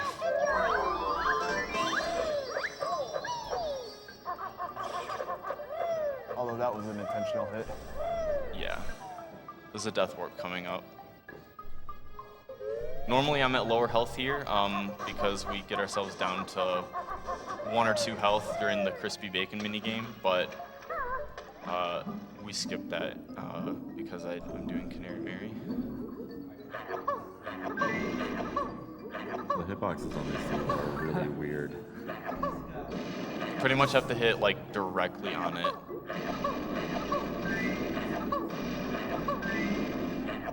So sometimes you can hit 2 out with 1 egg. Yeah. And then sometimes they're just ridiculously hard to hit.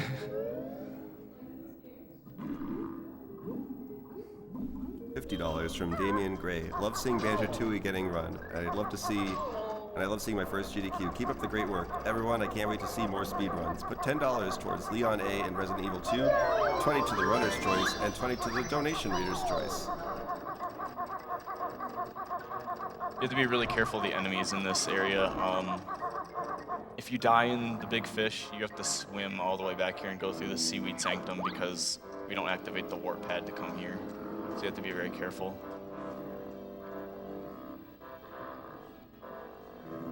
And now a death warp will take us right back to town, where we can collect the Jiggy for saving Mary from Jolly.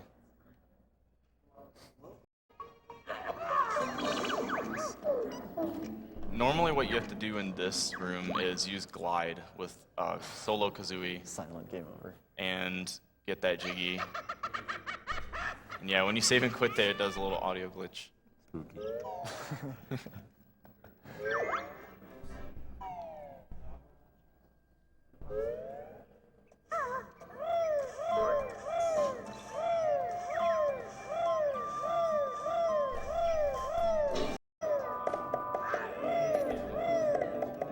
Anyway, we have $25 from Chris Ring. You guys are inspiring me to do some speed runs.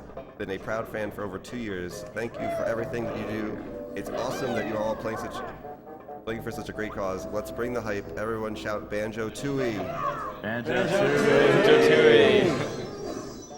Okay, so that Jiggy right there, normally what you have to do is, from the window that we entered the level actually, you need to use glide to get to the middle, where a bunch of tin tups will spawn and you have to kill them, and then that Jiggy will reappear. But we can just collect it with clockwork before it even gets taken away by the tin tups. And this movie's about to learn. Oh, never mind.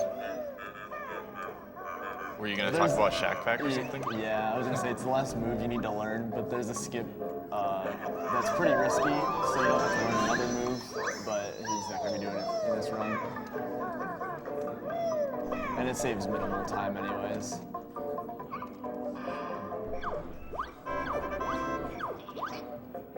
We have $40. Oh my gosh, this is RNG. Going hard today.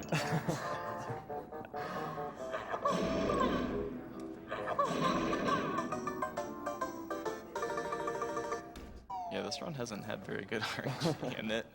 Fac and the prison compound.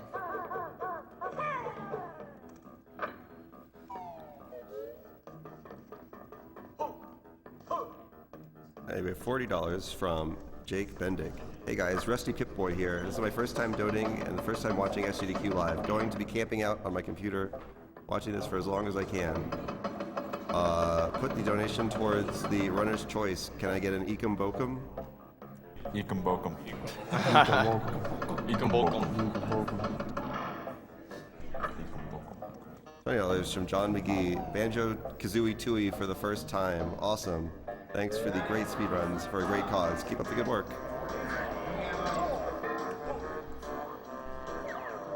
This is the only actual instance we use Taxi Pack in the run. And if you put an item in your backpack, like the battery and Death Warp, you'll still have the item in your backpack afterwards.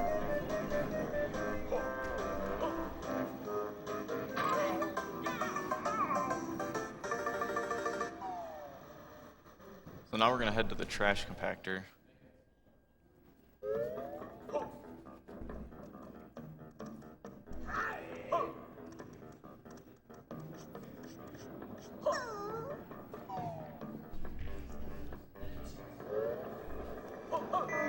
So normally for the trash compactor, the intended way to do this is to take damage and then use snooze pack to recover your health. But you can jump over these little triggers with the pack whack jump.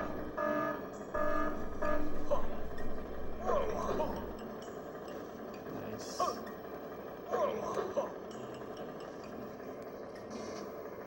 And this last jump will actually take intended damage, so he can Death Warp after getting the Jiggy.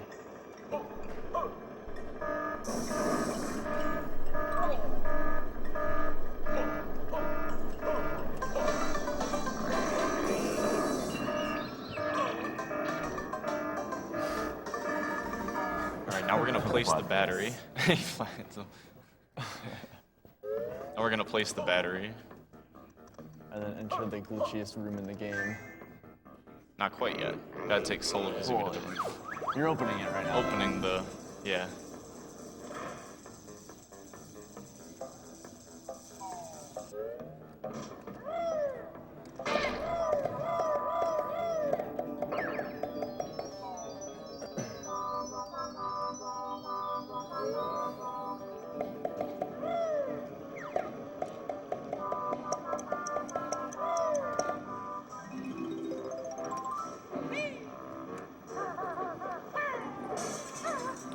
It's a little bit of a tricky jump.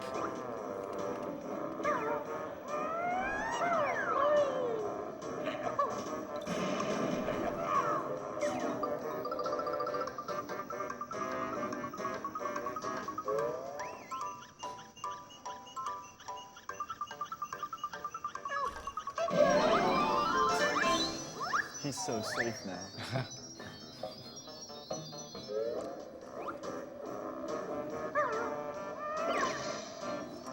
So I took damage there and activated the warp pad with a very precise beak bomb, because I'm going to do a death warp in this room as well.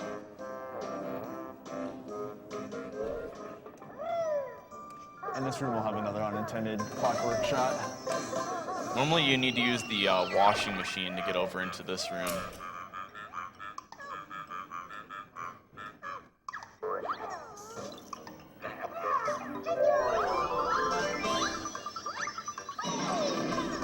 And you can just shoot a clockwork right through that little crack. The reason he shot a blue egg through it first is because sometimes it looks like you have the shot, but you might not, and you want to make sure you have as many clockworks as possible throughout the run.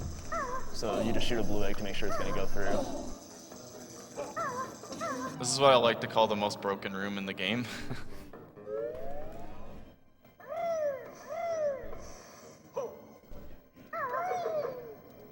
Oops.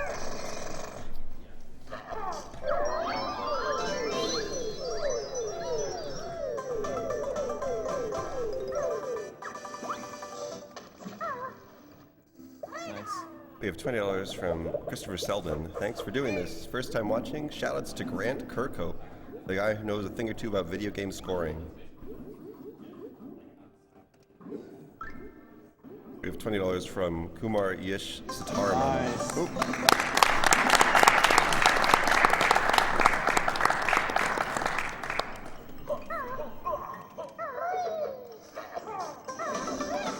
Awesome.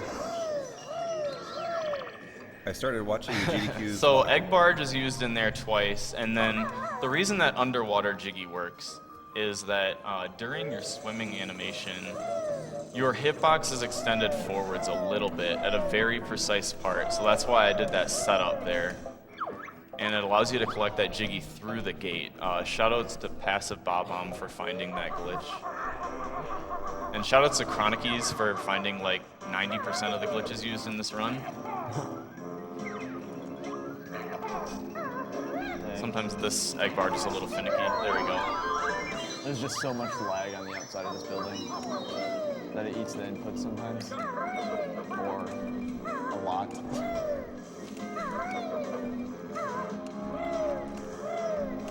All right, so we're gonna go through floor 4 backwards. The intended way is to use Mumbo to get past the crushers, but we're gonna do a little trick here to skip that.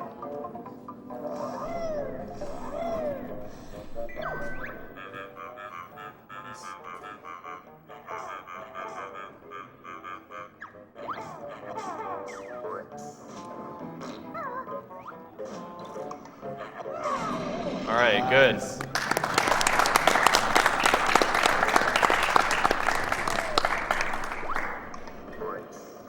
That was just another instance of clockwork warping, but he has to use the grenade egg to inflict the damage on himself. So you have a really small window to get the clockwork through the door before the egg hits you, or you pick up the egg. These blue barrels are every 7th green barrel.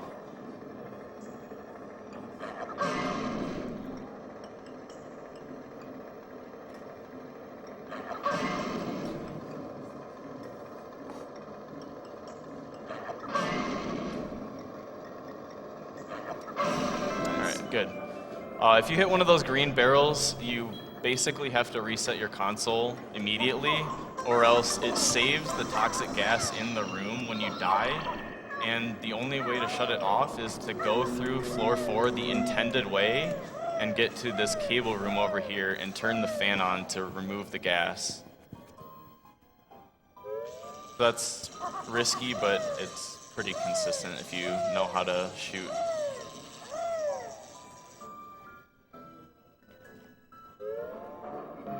And if you were to mess it up, you'd have to also go grab the battery and bring it all the way over here too.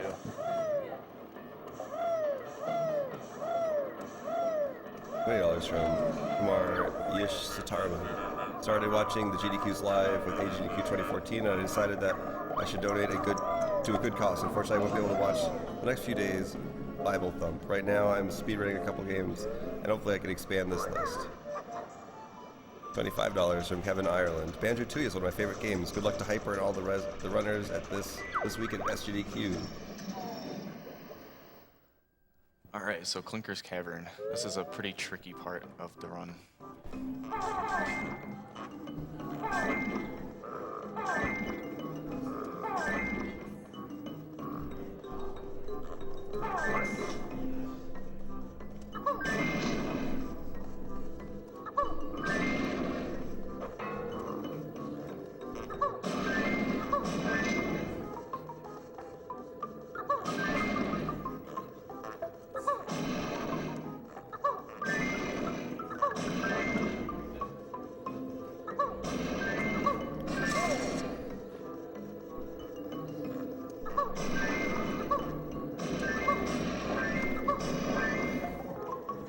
Shoot someone through the wall.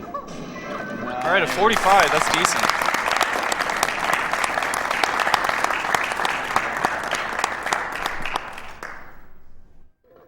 strafing in that area is very difficult to master. And a lot of those shots allow you to shoot the clinkers through the walls with grenade eggs because of hitboxes. That was a pretty solid Grunny Industries.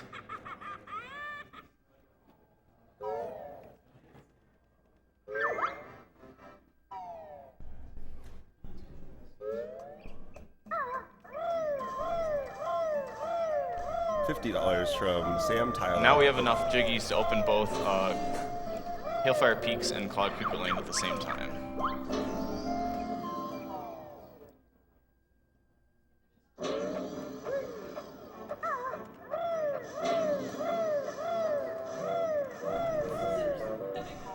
$50 from Sam Tyler. Banjo runs are always the best, so I had to donate. Money goes to killing the animals because we need a good marathon time. Hope everyone gets their sleep, and thank you for running this amazing event.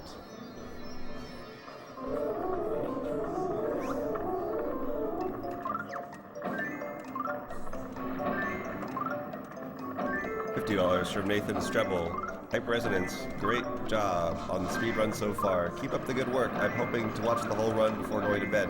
Looking forward to the other games being done this week.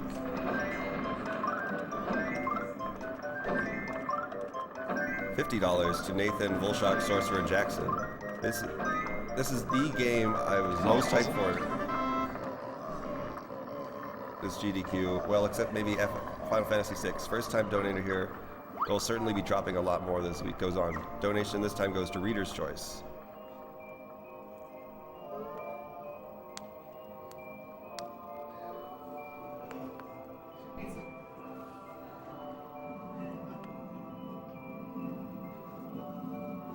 $20 from Alex Daikuru Labens. Thank you for going SGDQ. I became a huge fan of these events after watching HGDQ 2014, and it always warms my heart to see video games being used for excellent causes. Keep up the great work, and may the runs be fast. So instead of doing Hailfire Peaks first, we're gonna actually go to Cloud Cuckoo Land first. And the reason for that is there's a switch in the pool in Hailfire Peaks that you need to hit to get the Jiggy from the pigs, and they won't let you hit that switch until you push George off the cliff in Cloud Cuckoo Land. Until you brutally murdered George and his family.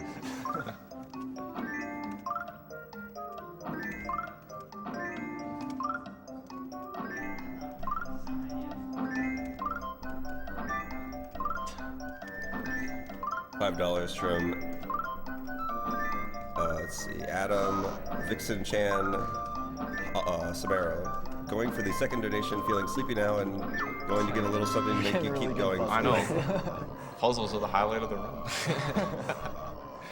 And as I would do. No, I mean, this is really not even that bad of a run. I'd say Mr. Patch was the only bad part. Thank you, and thank you for helping these doctors to get the ones who need them. 5 to the Reader's Choice. Okay, another console reset here.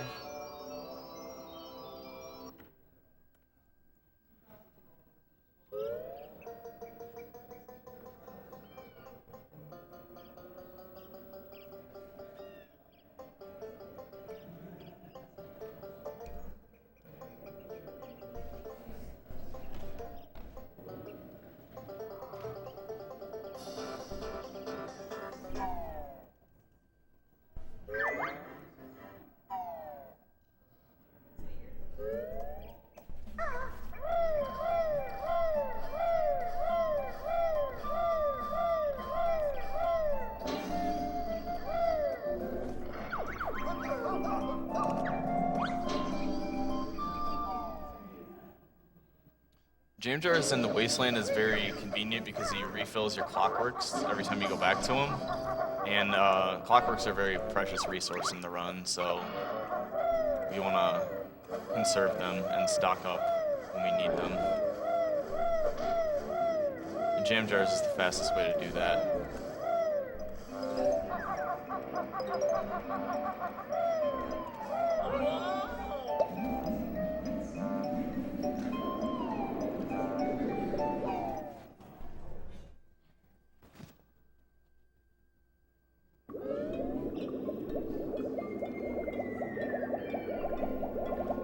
Whoa! All together now. Whoa!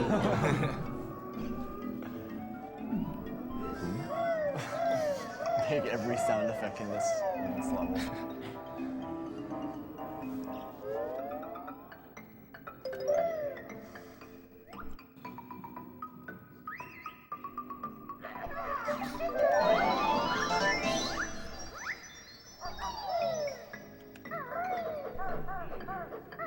Alright, nice.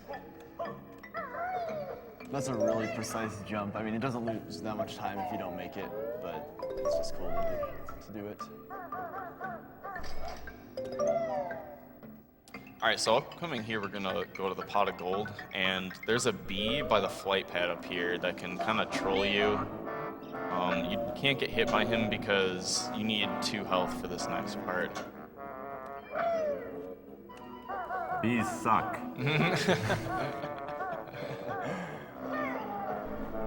Actually, to do this part, you're supposed to get Mumbo to use his spell because it makes a rainbow bridge across to the pot of gold, but it's incredibly easy to get around that, even if you weren't doing a speedrun.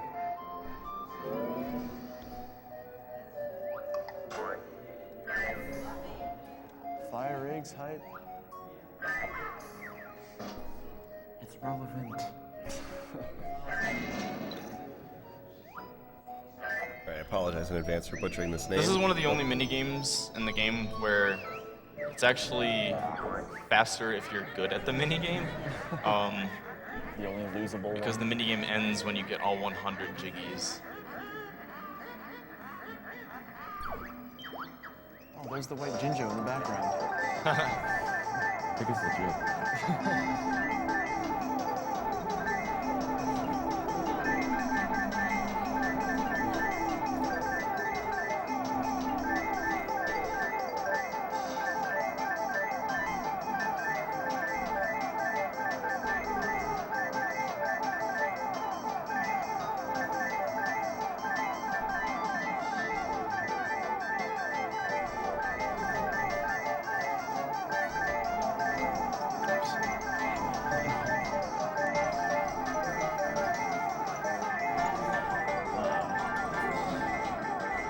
That's alright.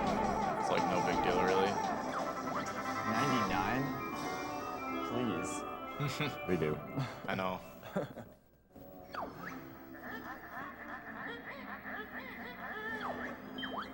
She's challenging you, and you're just gonna refuse it. Oh, God.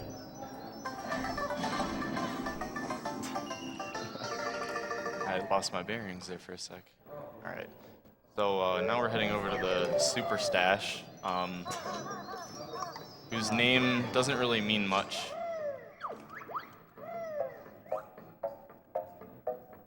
This is one of the longest jiggies just destroyed. Top tier security. Would recommend. It's not a very good safe. How you're normally supposed to do it is there's 4 switches throughout the level in totally different locations, like way far apart from each other that you're supposed to hit with clockworks. But with that crack, you can just shoot it right through.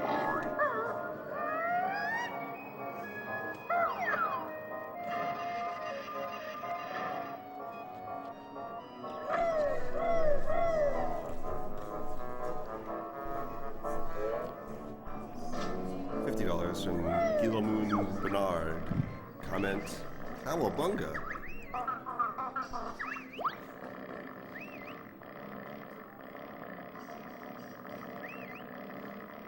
$20 from Nick Heindel.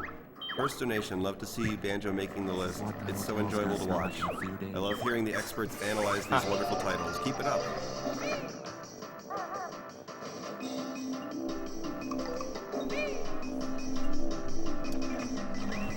So you'll see me wing whack and then cancel it with the A button, and it makes this minigame a lot easier. Nice spawns.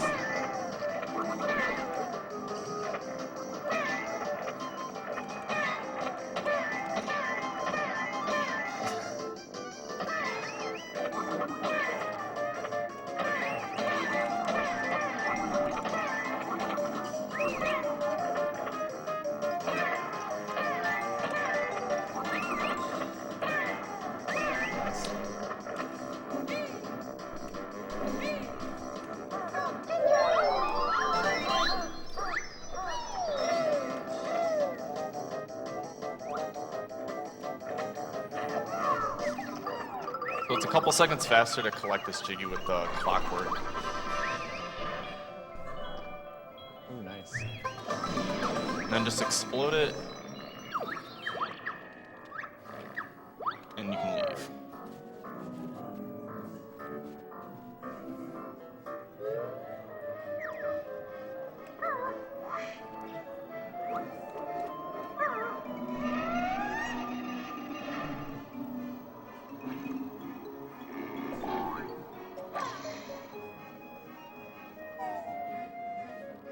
You can get a beak bomb right in that loading zone, but it's very precise, and I wanted to take 1 damage anyways.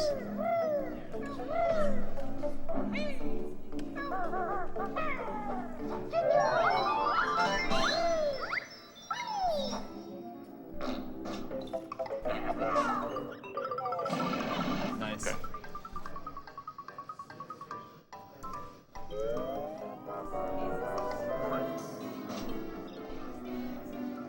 Whoa. No. Not in there. Alright, good.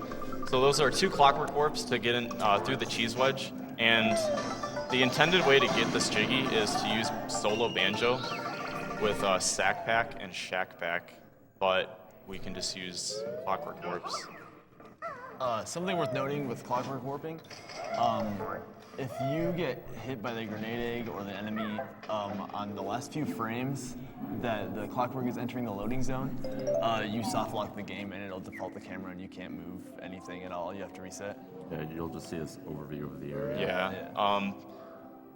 We don't really know exactly why, but the theory is that the game doesn't really know who to give control to, like the clockwork or Banjo-Kazooie or Kazooie or whatever. And so the game just goes in this weird state where you can't do anything.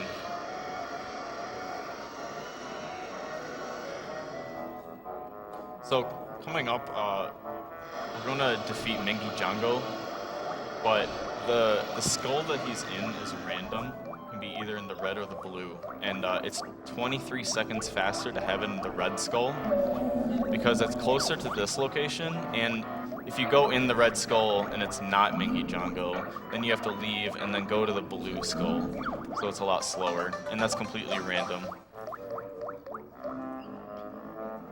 And how you can tell is when I enter the room, I'm going to check the bottom right corner of the screen. If there's a Globo counter there, it means that that's Mumbo.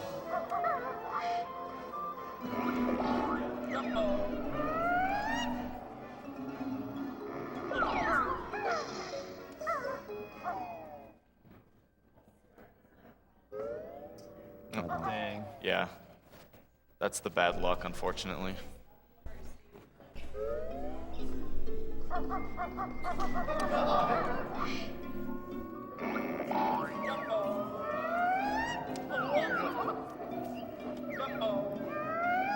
He just flew over a platform that he's going to be going to after the fight, and which is why it's faster to have the red skull, because you don't have to backtrack at all.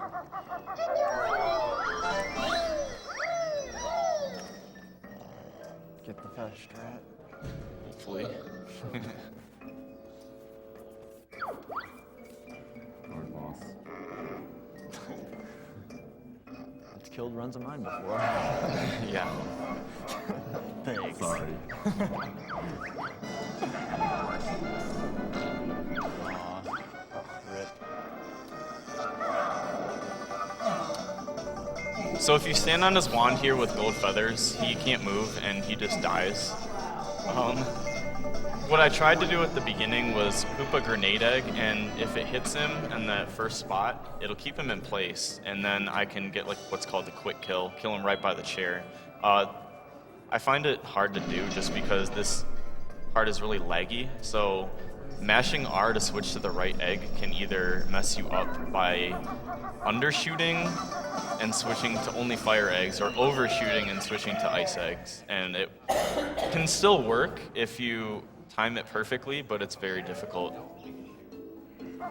He got pretty lucky since he didn't get the quick kill, because it's random. He's got a bunch of spots that he can teleport to, and if he's not on a spot you can stay next to him, you have to wait till he teleports to a spot to get the golden feather kill. And it could take a while. Yeah. Save the ice So, cube. I was told to say this, hashtag never forget Smasher and Arb died to ice clip.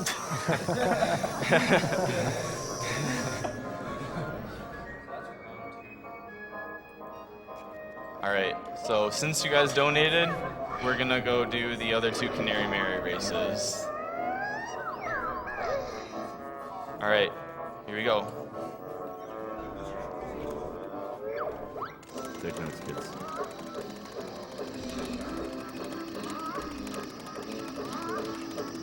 I can see the gift now.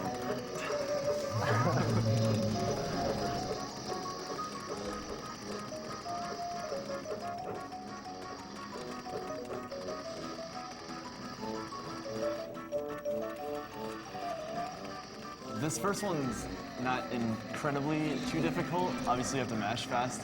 But the second one is about double the length, and so it's definitely a test of endurance if you can like constantly mash for that entire duration.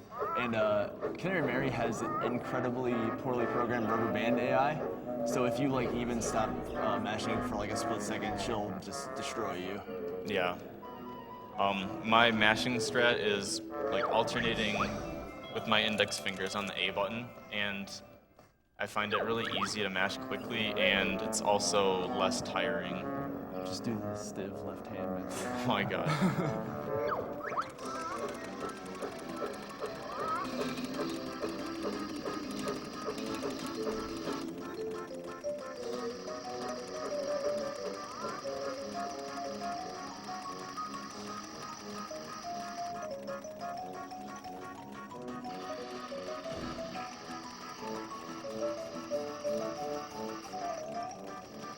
I remember I could never beat this as a kid, too.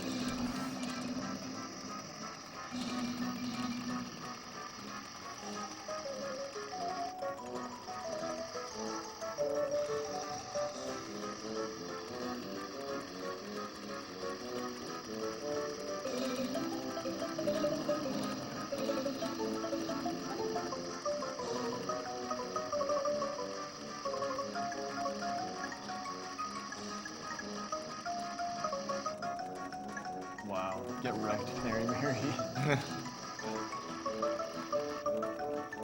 Easy every time. Easy peasy.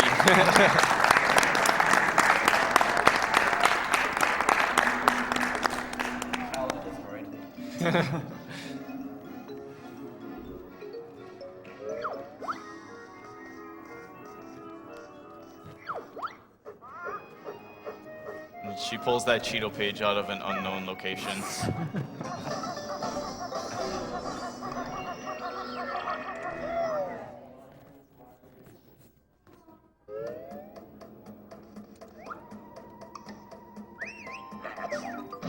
Whoops. Fired a little bit too low. There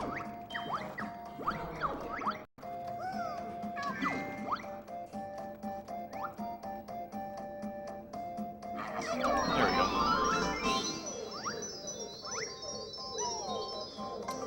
Oh my gosh. Dang it.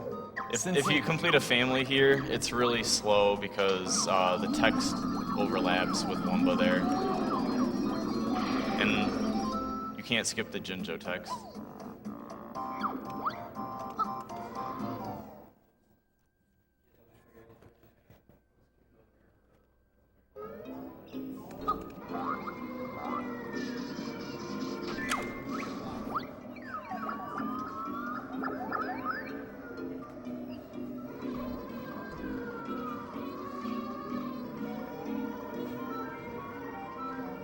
And with these eyeball plants, there's actually a pattern that it follows. It's not RNG where they teleport to, or where the Jiggy teleports to.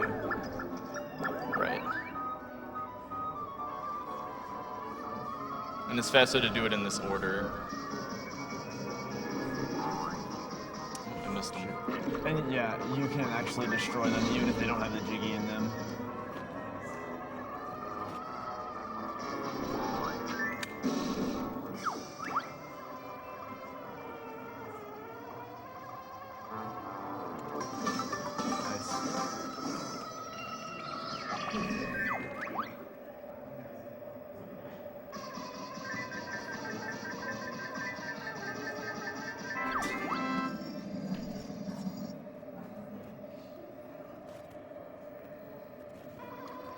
B movement in this game is definitely very difficult to control. Although I've heard it's easier to control in Tooie than it is in Kazooie.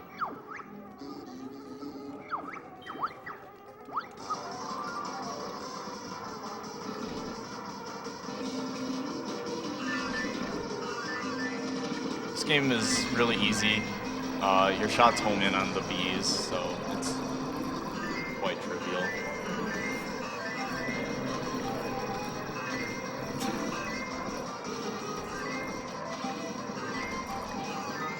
The TV's not staticky anymore.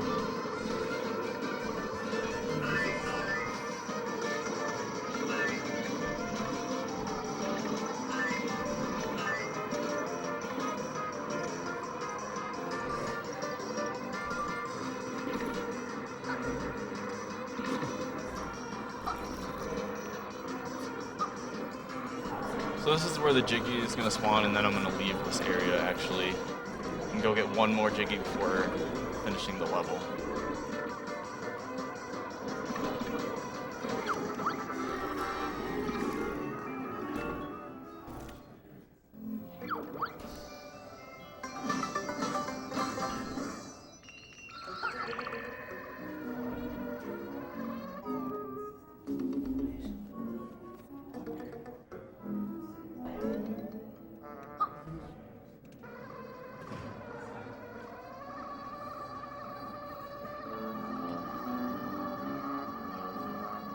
And this is yet another unintended way to get this Jiggy. You're supposed to bring Banjo with Sack Pack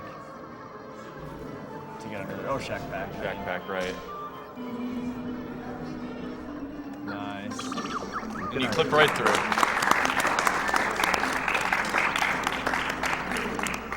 Shout out to Chronicies for finding this. You can actually go to the Jelly Castle first before the big minigame. It's faster, but it's extremely difficult to get out of the castle, so not many people do it. Yeah, reason being the camera gets all wonky when you're inside it, and it makes it hard to see.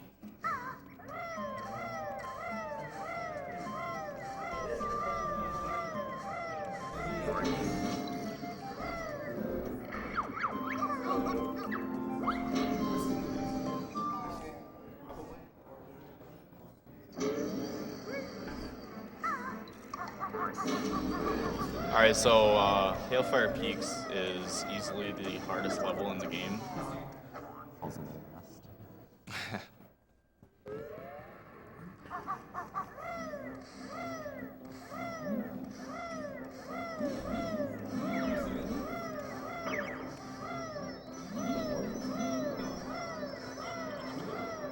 He's got to be really careful here because one of the tricks he's about to do, he takes a lot of fall damage doing it, so he's got to have full life, otherwise he'll die if he doesn't skip.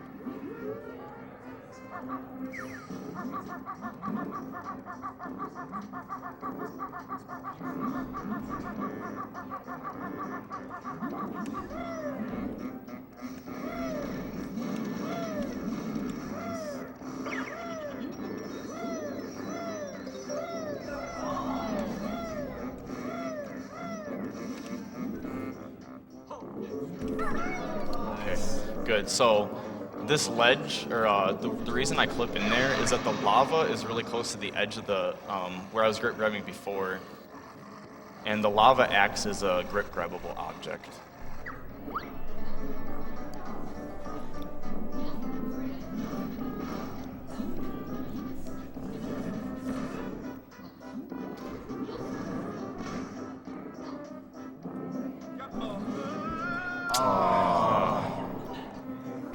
Void it out. I'll try one more time. He's got to do a very specific movement there, because either you can void out like that, or you can land up on the ledge above.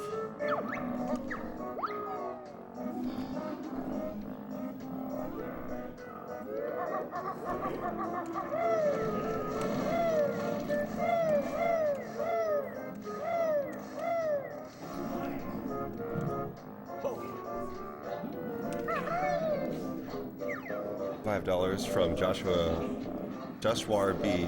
Just got back from a League of Legends Championships in London, but now it's time for the real esports to start. Been watching VODs from the old GDQs. This is my first time catching up live. Looking forward to Skyward Sword, putting my donations towards blindfolded stall master fight. $20 from Thomas Adam 5 Nicolay. The Steam summer sale has cut into Wow.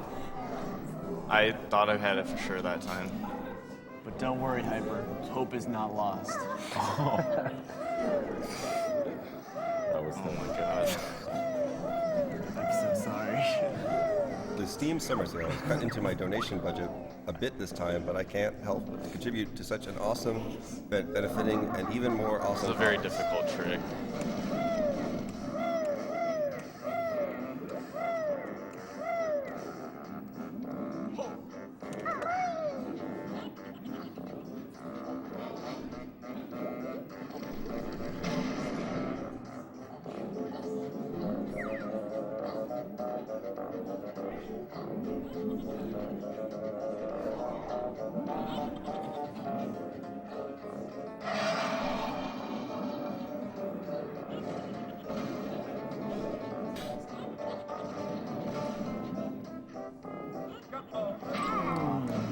Can't do this right now, wow.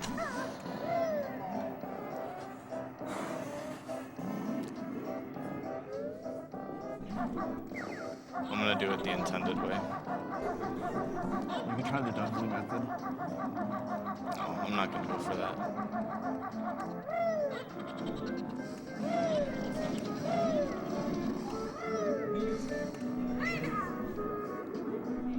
Steam summer sale has cut into my donation budget a bit this time, but can't help but to contribute to such an awesome event benefiting an even more awesome cause. I've been watching the GDQ marathons for a few years, and now it's played a big part in rekindling my love for classic games. So even though he is going to do it the intended way, there's still some jumps you can make that skip the majority of it anyways.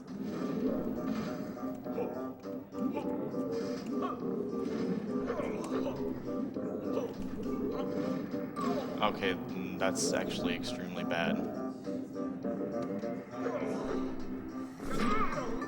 What was that? I was falling like really slowly. That was extremely weird.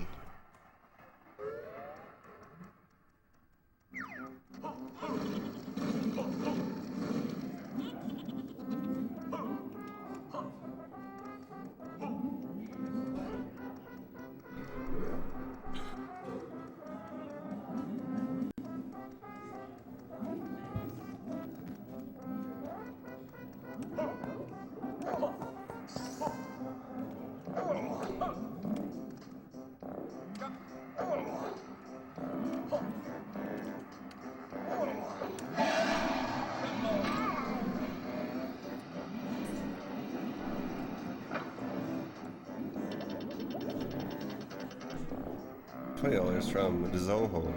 Cheers from the French community. Sadly, I can't be at the event IRL like last HGDQ, which was a blast. Hope for a successful event. Keep up the good work. And here's my first donation. P.S. I send my love to Professor Broman and Mr. MV.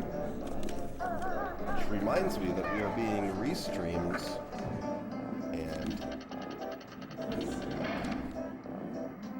if you want a French restream, I can't pronounce that. There is a French restream though.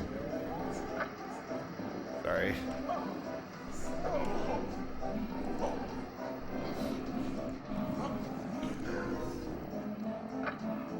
$35.79 from Jolie Bean. Love SGDQ, love the cause, love you guys. So what I was trying to do before, and guess it's just marathon nerves or something, but there's a very, very specific controller input that you have to do when you fall down onto this jiggy. You have to hold slightly down left on the control stick to clip down, or else you get hit back up by the lava. Then you have to go upright and then down right. And it has to be like in a very specific timely manner, or else you'll either void out or land on the ledge above, which happened both the ways that you can fail it to me.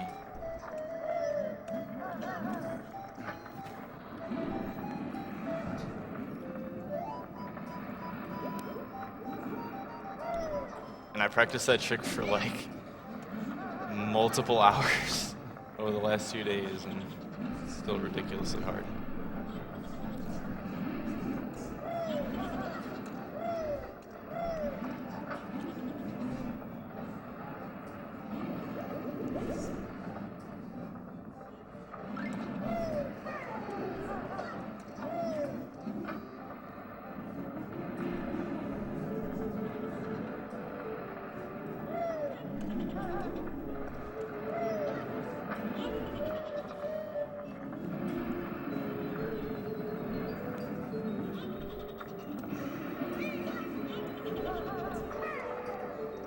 So leg spring in this room makes it a lot easier to get around with Solo Kazooie. You don't actually have to do this with Solo Kazooie, but it makes it faster.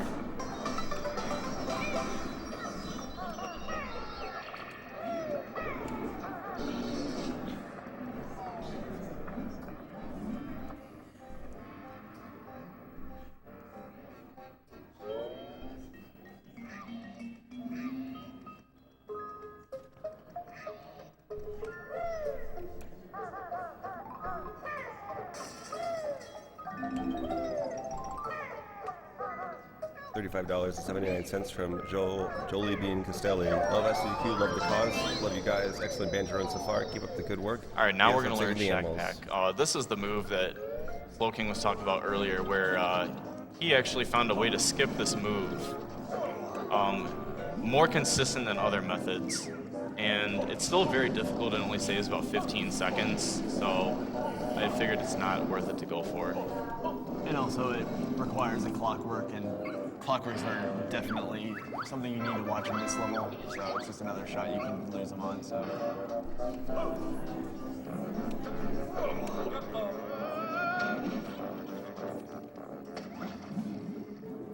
So this is the switch that we needed to hit George for. And we'll get the pig jiggy. Well, actually, he does ask you to hit him off the edge. In the correct direction. Yeah, he wants you to push him onto the icy side, but he was in the wrong spot. Mildred, though.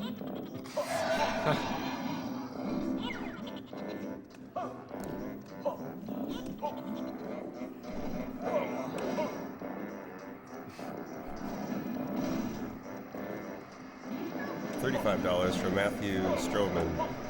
Drizzy Kong thinks you should slow down and appreciate the work put into the level design, but also thinks due dedication as speedrunners. So you can is use the God frames from after you take damage to clip through that waterfall.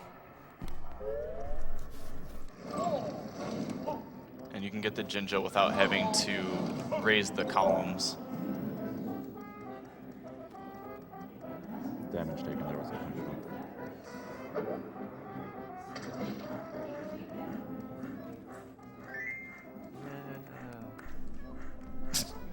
I remember the fish.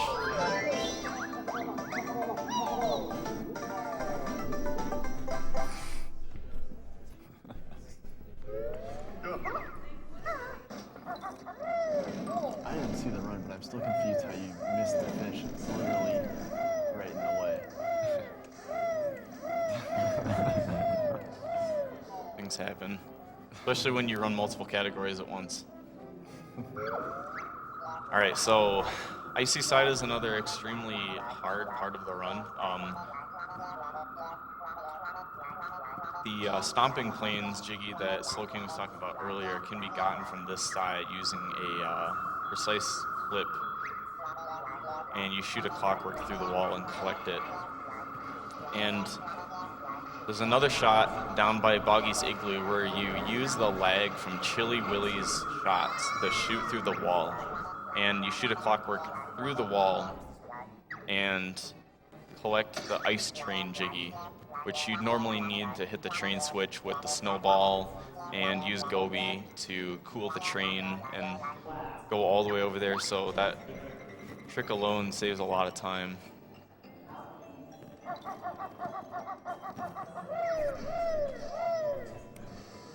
So again, he's going to be using other eggs to make sure he can shoot through the wall.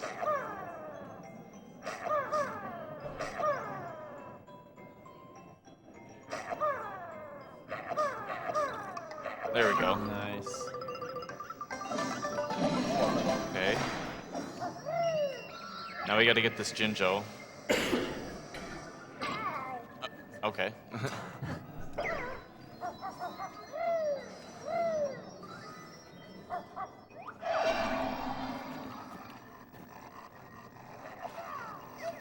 Okay. One more shot. That Jinjo, you have to be the snowball, which requires Mama's transformation to get. Because if you go to get it, that crevice there will blow wind out of it, and you won't be able to get to it without being a big snowball. I actually didn't know that.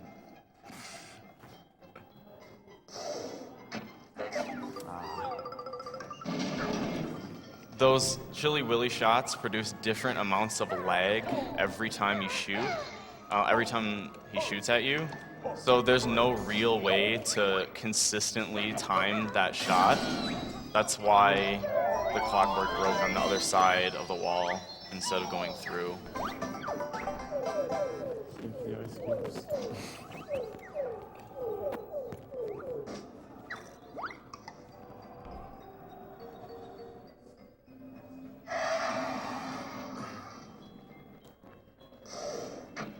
There we go. All right. Nice.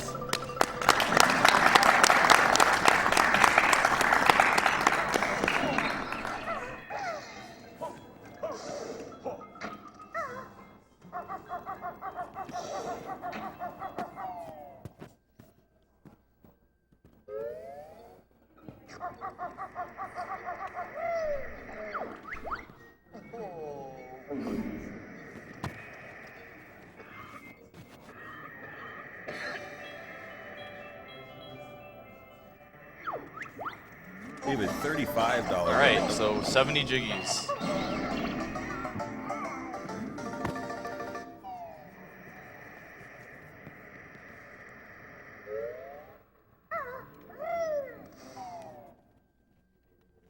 So now we can go open the last two levels and go defeat Hag 1.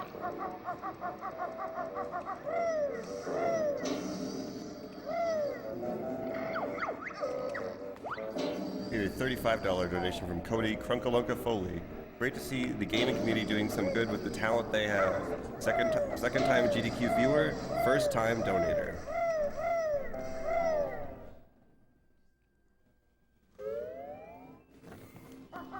$20 from John Stretton.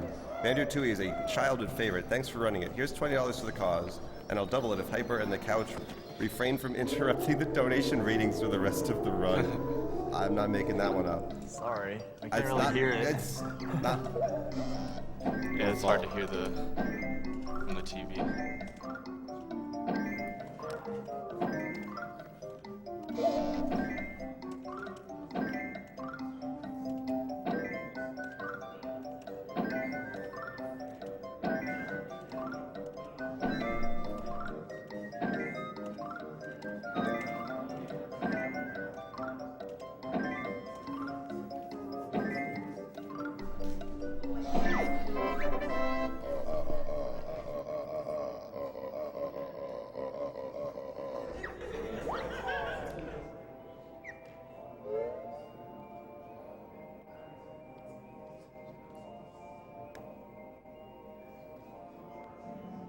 Can you see what the time is at? 2:37.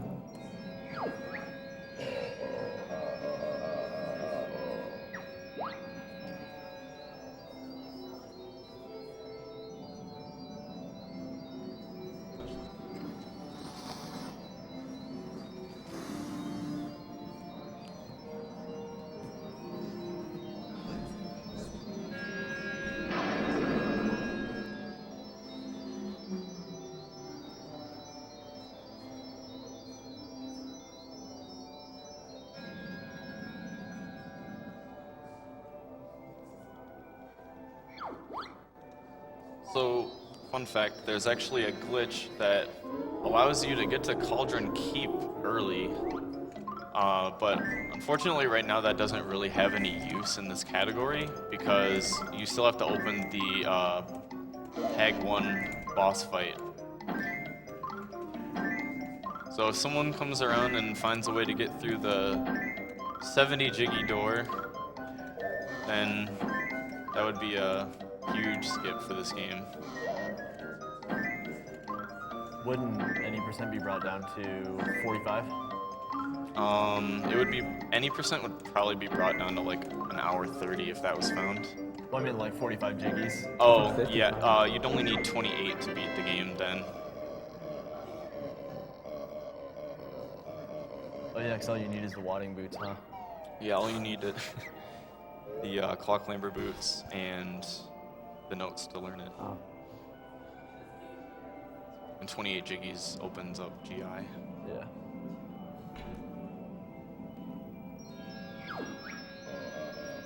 So another console reset here.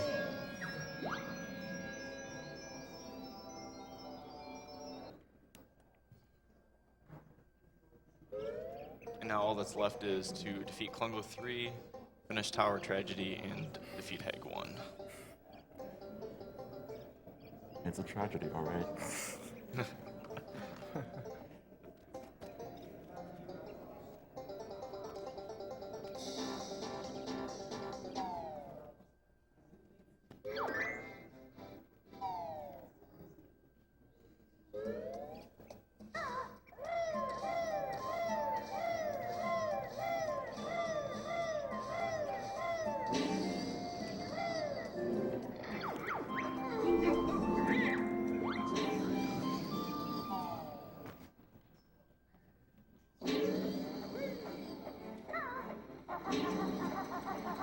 This pterodactyl over here likes to get in your way. Try to dodge some.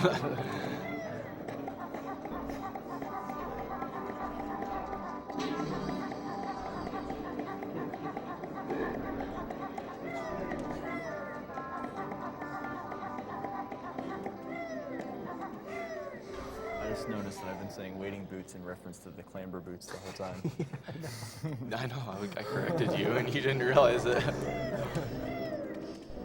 I wait up walls.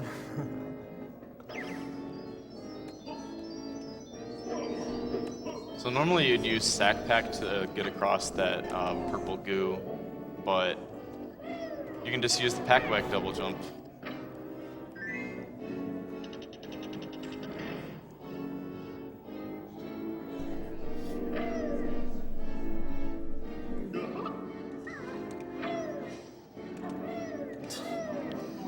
And those lasers aren't very useful. So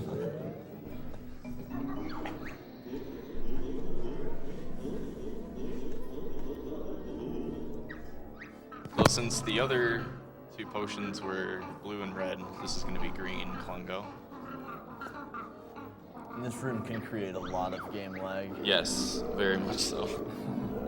And this is a Klungo fight where he throws the potions where you're going to be, so you kind of have to fake them out and not get hit by them.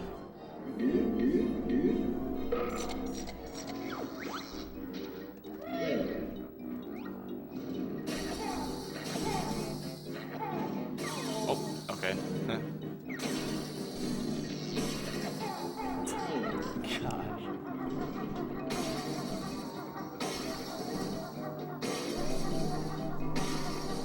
We have $20 from Cole Flint's Hampson.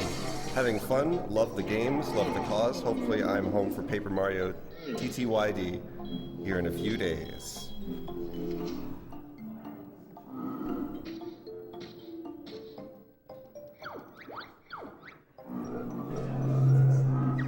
So that's the last we'll see of Klungo until the credits.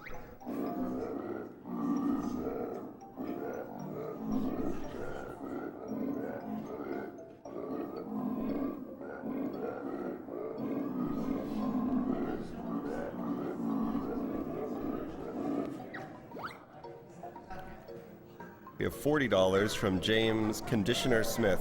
Hey, Brad, was waiting until the bonk total, donating $20 per bonk. Good luck with TOT and Hag 1, and thanks for the amazing run towards your choice.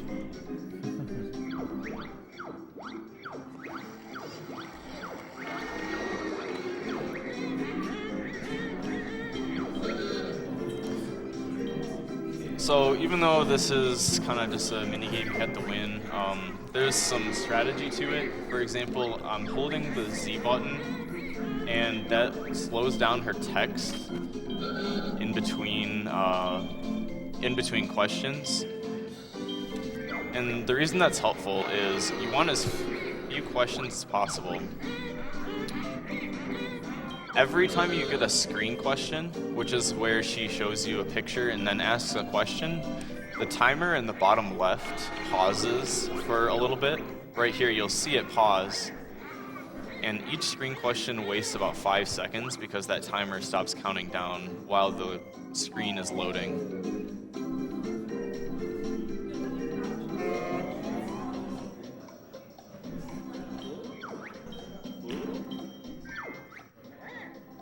And for this first round, you only need to get second place to win it.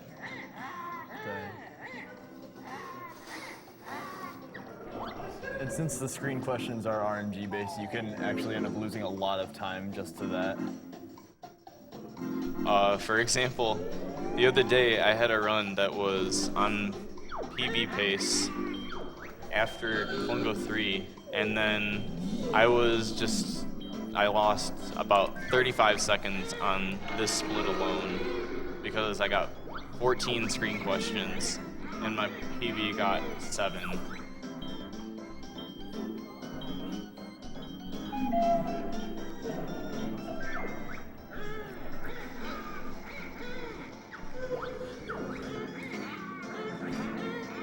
What happens if those two tie? What's that? What happens if those two tie? Then she picks a random loser. Same thing if you tie with one of them. She'll pick a random loser.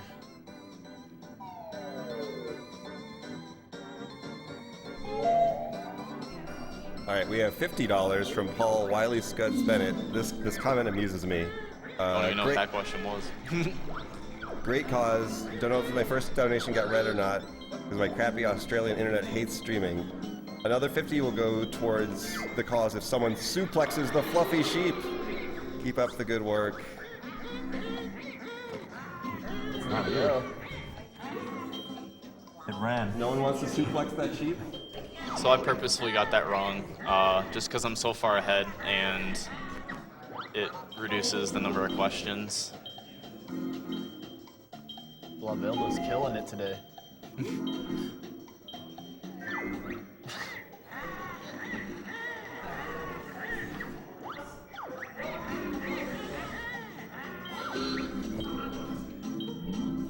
Threw himself in the fire. All right, that was a good round ending there. It's very rare that Blavilda actually beats Mingella the first time.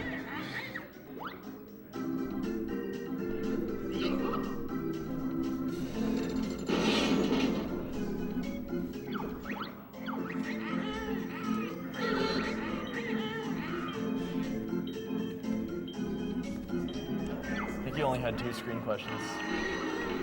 Was it? I thought it was might have 3. been 3, actually. I think it was 3. $20. I want to give myself a little bit of a nice lead here, just because sometimes the AI can be ruthless in these rounds and just destroy you. So wasting time on the clock is less important than winning the round.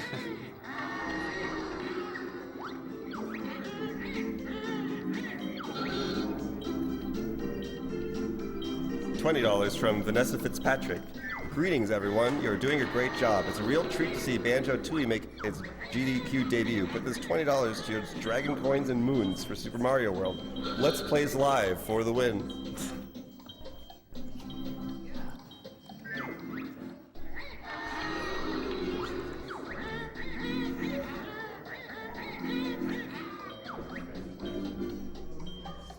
Adam Sage 14 Wallace donates $10 with the comment, Brad, make sure not to lose TOT round 3.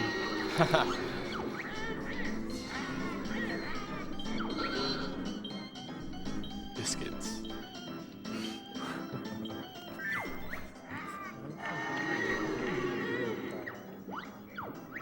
Dang, you made it halfway through that round without a single question. Yeah, it's actually pretty good.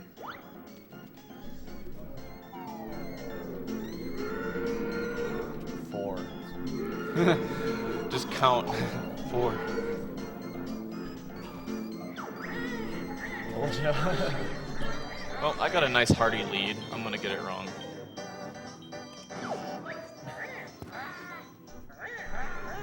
I'm like an industry fan. That's the only one I remember all the questions for. Which one? Like on the industry fan. What's the questions on it? Yellow blades, 4 blades, 6 fans, I think. Oh yeah.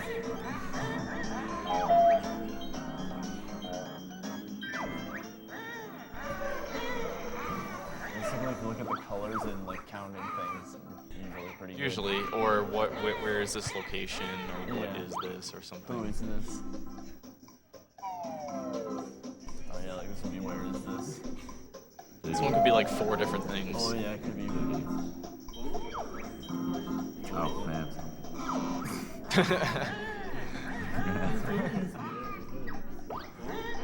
Oh no.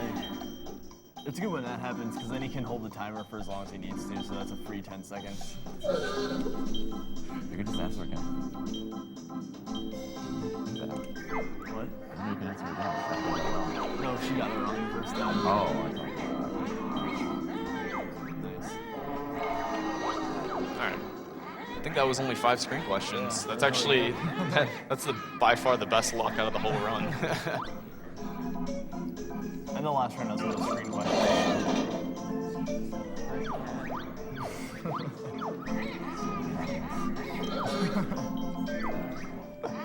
Alright, bets on how many points I can get. 69. Not possible. Impressed, actually.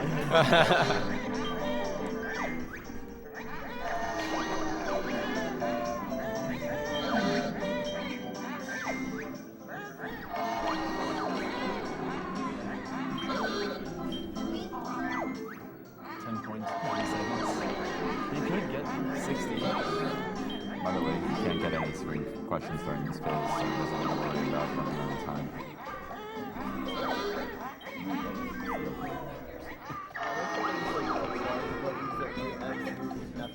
Oh.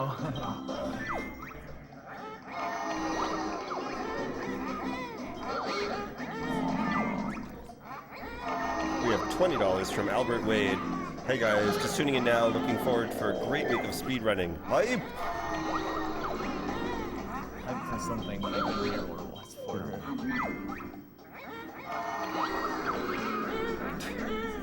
Another $50 from Paul Bennett.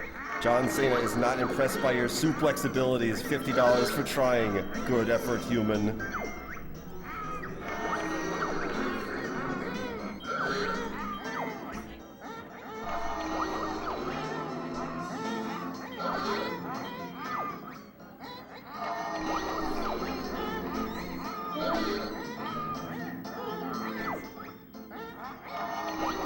I don't think I've ever seen that question, to be honest, until just now.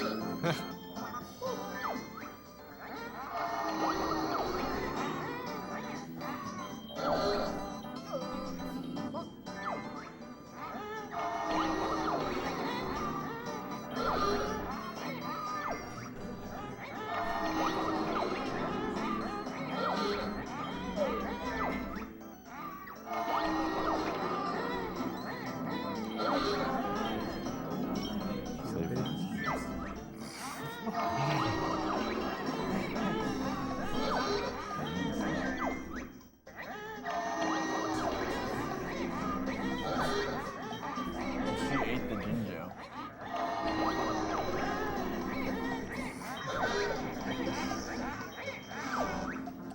Oh, Scrub.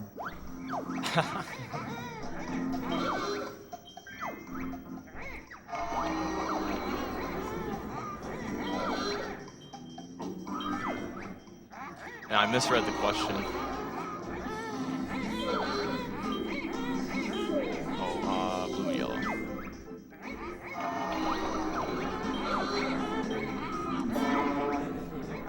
Two.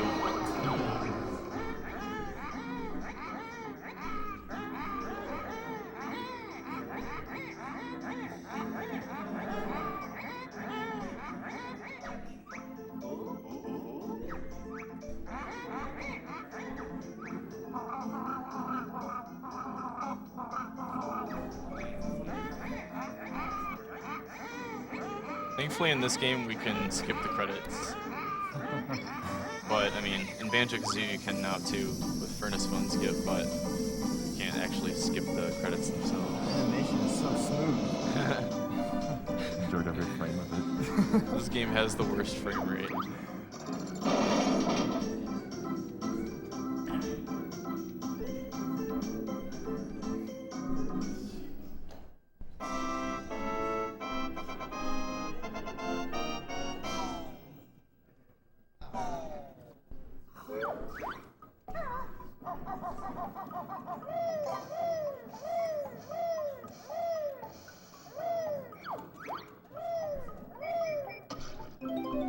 If you do Hailfire Peaks really well, you can skip Dingpot here, but I decided to grab him just for a little safety strat.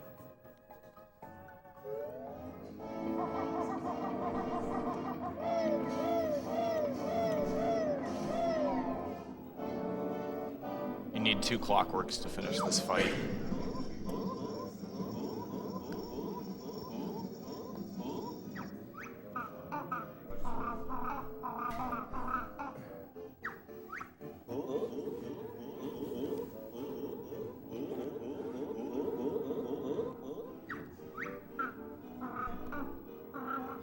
Obviously chickened out. Even though Banjo's looking straight at her.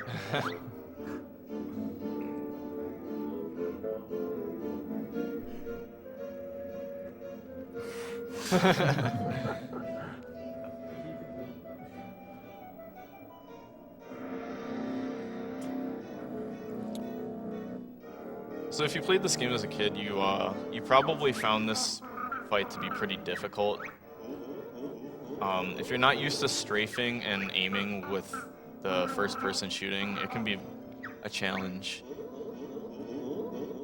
I remember I could never figure out how to actually finish the fight. I remember on my first run of this game, I think this took me like 4 tries. Shout out to that rare gamer.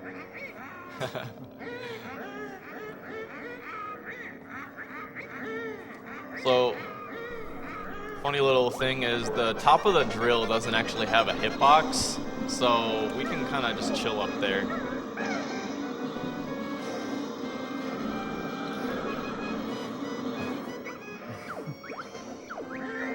Nice.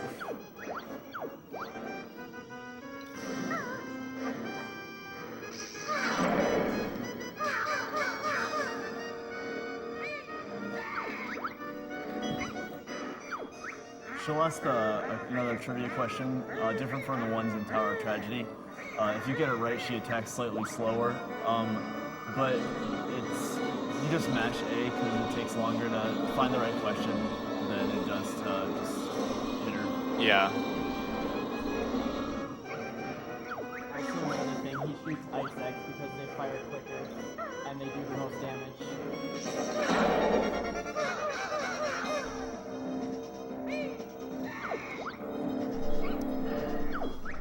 Yeah, even though grenade eggs do the most damage, they created a lot of lag, and also you can only shoot like 2 at a time, whereas the ice eggs fly faster, so you can keep shooting them repeatedly. Right here, I look up to reduce the lag from the mortars, and they can't hit you when you're on the top of the drill.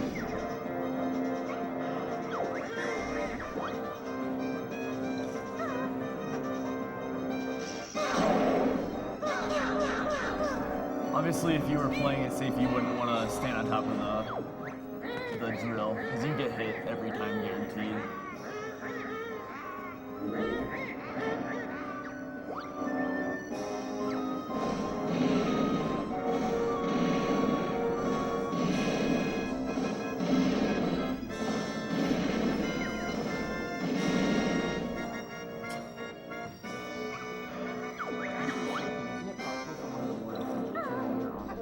never even seen that strat before. But he like just went out of C up and it didn't hit him. It went right through the. I thought it counted 6, but I guess it didn't. Did you get hit by it though? No. I actually have one time, and I don't know why it happened. Oh, weird. It's like really, really weird. I know what happened to me too.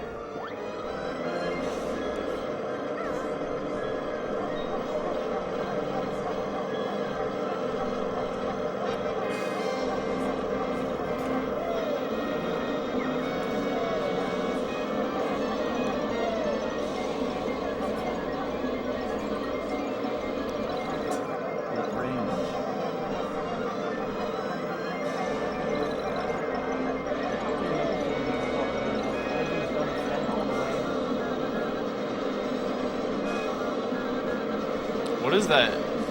Do you see that graphical I saw glitch? There's a graphical glitch on the drill. Oh my god.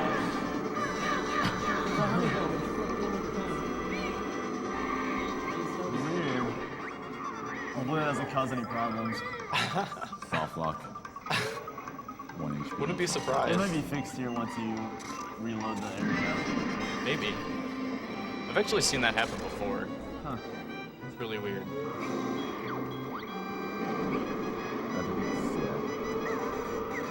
Oh, yeah.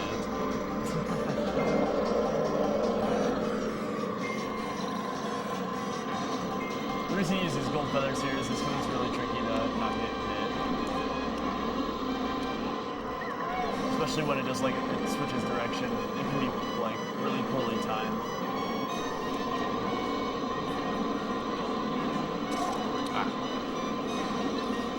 And the lasers have pretty huge hitboxes on them too.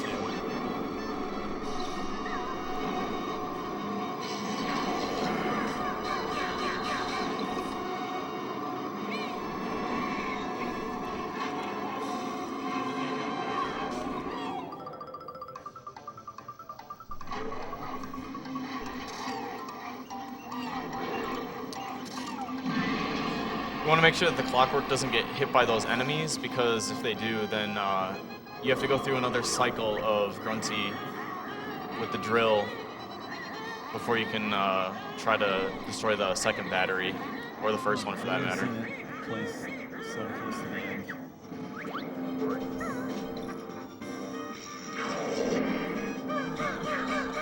Nice.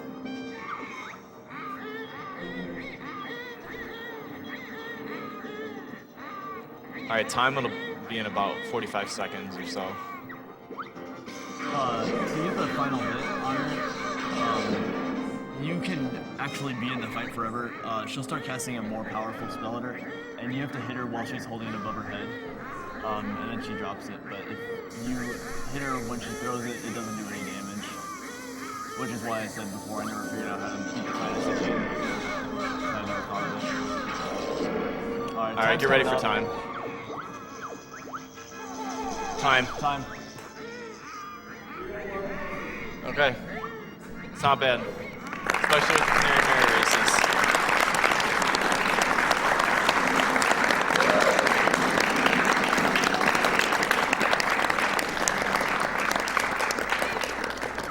What was it?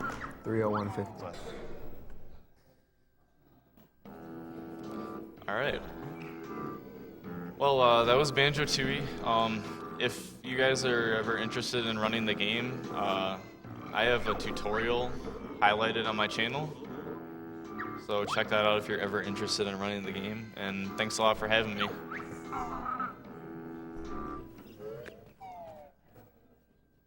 right, cool. You just want to, all right.